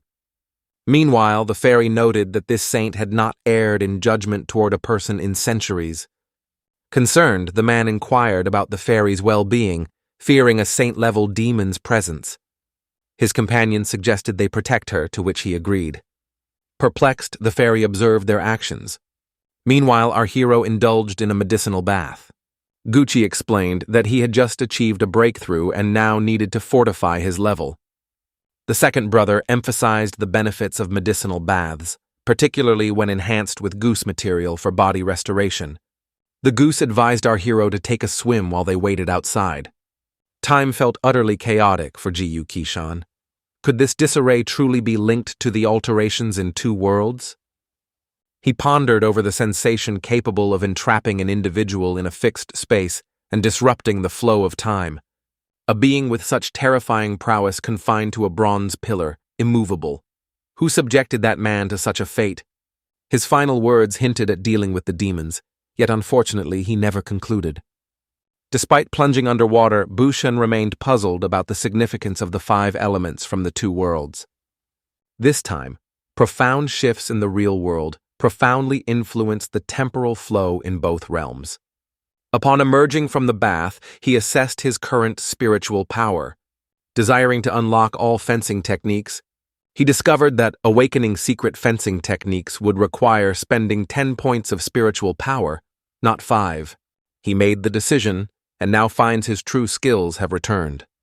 While undergoing training, she also commented on his impressive abilities. Observing his training, our protagonist discovered that the second brother is affiliated with the sword community. Peace mentioned that he used to enjoy carrying a particular item with him. During the recent examination, he stumbled with 9 chains of Gucci. Shan inquired if the master had intervened to save the second brother. However, the goose replied that the master had provided Ninian with several rare elixirs and expressed gratitude. Xiaolupi proposed offering our hero some guidance to fortify his kingdom. Gus mentioned that the second brother is associated with Ning'en's group, but she is now in the middle stage of establishing herself. Luo remarked that he was merely an average individual compared to Ning's exceptional talent. Having mastered the 6 arts, he recommended that our hero delve into the techniques during training. The second brother advised our hero not to yield under any circumstances, warning of potential defeat otherwise. Xiaodi suggested that since our hero is the youngest, he should initiate the attack. This discussion pertains to techniques from various schools. There's no need to be overly serious. Jiyu Qinshan indicated that he was commencing the attack. They commenced fighting, but within moments, the second brother soared away. She expressed joy at the second brother's impressive flight. Jiyu mentioned that the power of the sword will gradually unlock, allowing our hero to wield a striking force of 6,000 jin. Additionally, he frequents the shop, takes medication, and exhibits great skill in swordsmanship. Our hero recognized that Charlotte excelled in perfection, much like his own mastery of the 6 arts, Jiyu remarked. Taguchi-shan paid little attention to him, needing to allow the sword to penetrate his thoughts, emotions, and state of mind. Many of his sword techniques were already awakened as he wielded the sword, with the associated memories also stirred. In his past life, he had practiced for 7 years, ultimately retaining only one fencing technique. While fighting on the front lines, our hero was fortunate to witness the martial prowess of the great master. It was then that he comprehended the potential deception within sword movements. He grasped the genuine purpose behind wielding a sword, and from then on, endeavored to comprehend fencing step by step. It became apparent that our hero's skills were rapidly advancing, reminiscent of the second brother's talent. Shalu admitted that this time he simply wasn't prepared and suggested a rematch. Upon hearing this, our hero agreed and they commenced their duel. Gucci-shan inquired if the second brother had conceded. He simply burst into laughter before remarking that our hero was merely the leader of their clan, not inclined toward studying intricacies yet due to his youth. He further mentioned that he couldn't recall where he had left the book given by the goose, thus requesting another copy. The goose handed him a jade pipe, cautioning him not to misplace it again. The second brother expressed that losing to our hero wasn't significant as his cultivation was only slightly higher. However, he speculated that the master might encounter difficulties, hence opting for a mediocre disciple. This raised concerns, as it might reflect poorly on the master's judgment. It was deemed inappropriate for anyone to falsely represent the situation to the master. The second brother resolved to retreat for a while and devote himself to rigorous training, aiming to demonstrate his mastery of the sword. Our hero concurred, and Shu admired his appearance. Following this, the goose suggested that the next time our hero competes with Xiao, he should only exert half of his strength. Kushishan apologized for utilizing his spiritual powers. The goose acknowledged that the second brother seemed to value strength above all else. She inquired about their meal plans in the absence of the second brother. After some time, CP proposed that our hero engage in joint training. Currently at the 6th level of chai purification, CP's level was lower than our hero's, thus requesting gentler treatment. Following these words, they decided to commence training. The girl paused mid-movement, expressing her intention to try again. Gucci-shan advised against allowing emotions to dictate actions and cautioned against distractions. The girl began to harness her elemental power, leaving our hero astonished. She wielded the rarest of the 5 special elements, darkness. Her method of utilizing this spiritual power was incredibly unique, akin to the techniques of a chosen celestial being. Equally astonishing was the fact that 2 practitioners of darkness employed the same technique, yet yielded different results. Amidst the battle, our hero noticed the emergence of monsters and dark spiritual forces seemingly materializing out of thin air in accordance with cosmic laws. The abundance of these monsters indicated the rarity of this dark power gift. Dealing with such a multitude of monsters necessitated the employment of a secret sword technique to sever the flow. However, lurking behind these monsters is a potential threat to the girl's safety. If things were to go awry, she could easily be harmed. In the current situation, our hero's only recourse is to flee. Upon finding a suitable location, he commenced utilizing the secret sword technique. After vanquishing all the monsters, he complimented the girl on her impressive performance. Grateful for his assistance, she expressed her appreciation and suggested he find another task to undertake.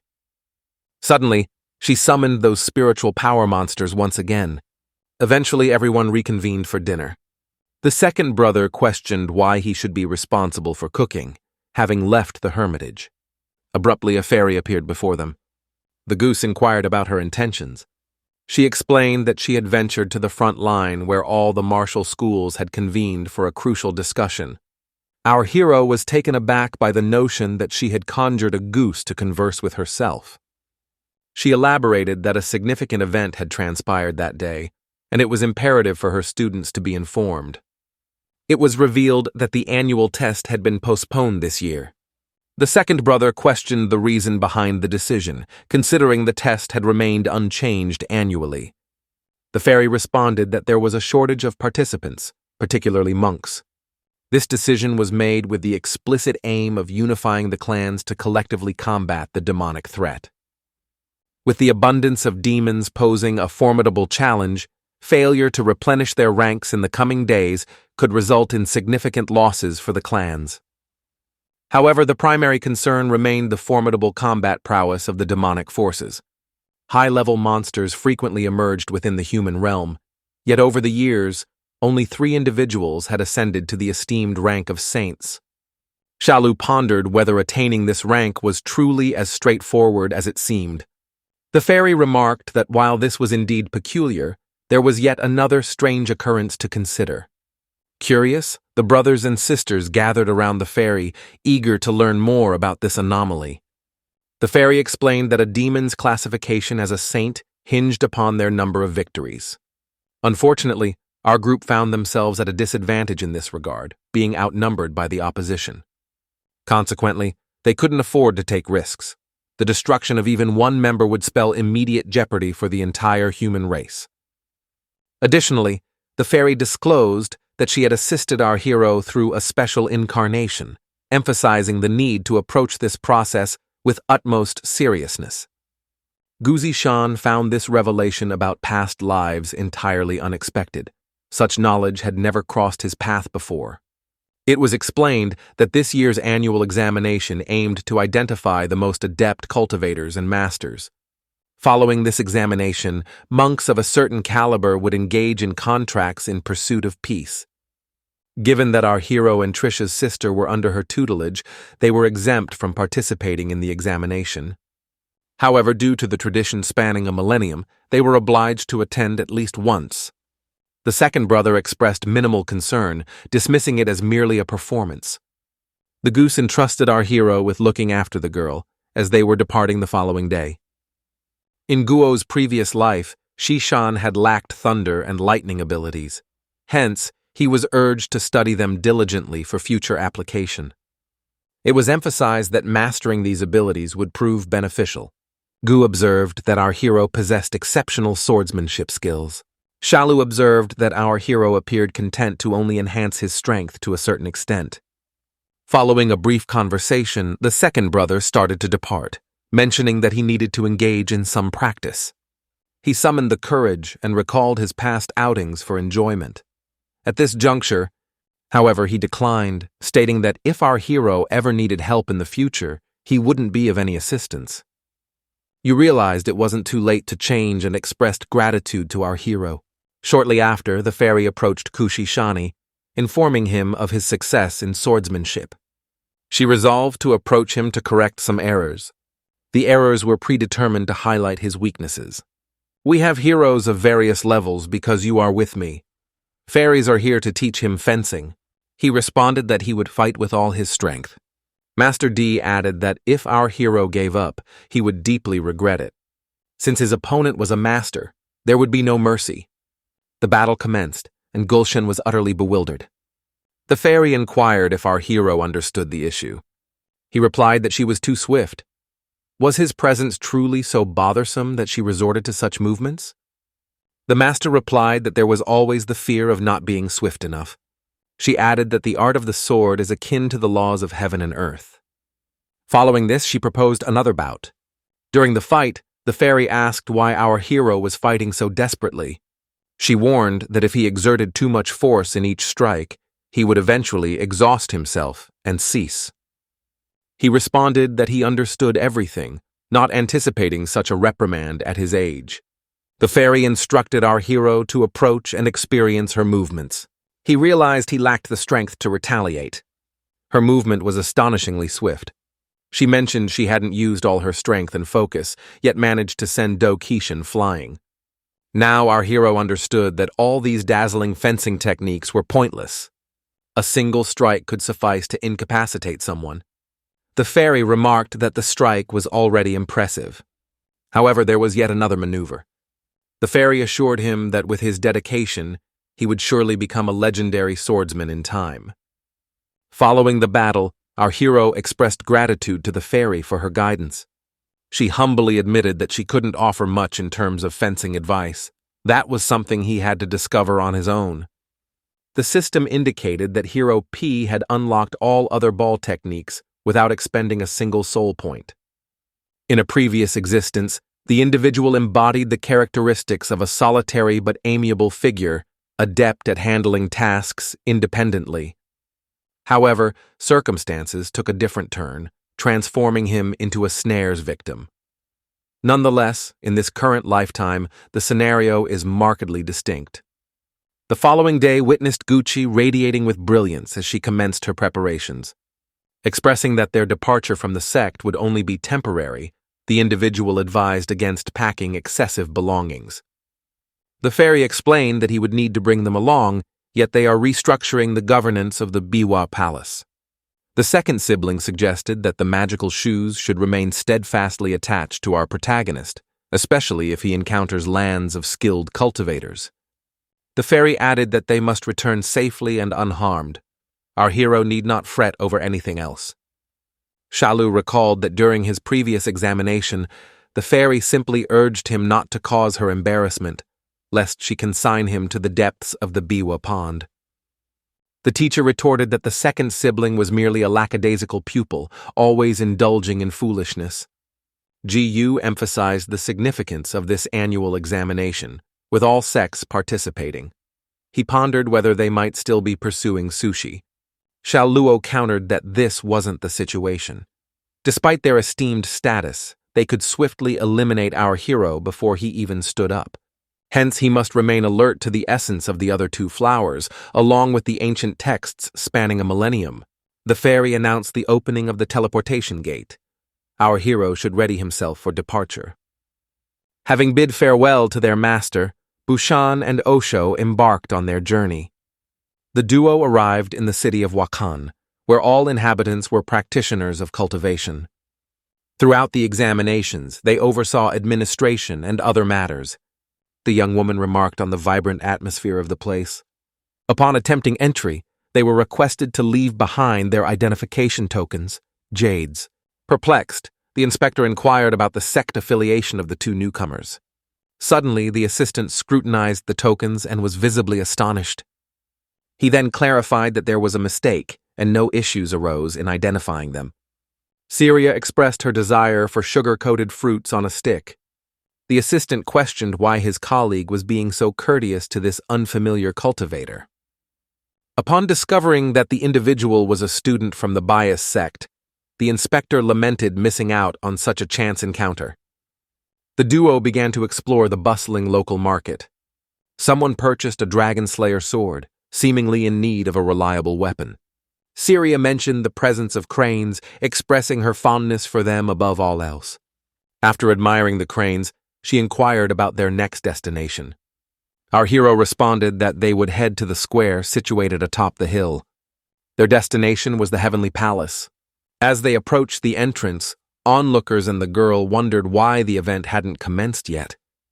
The man assured them that a little patience was required. Everything would begin shortly. After a while, a man arrived and announced that the time had finally arrived. He added that every individual would be able to enter the Heavenly Palace within 20 seconds.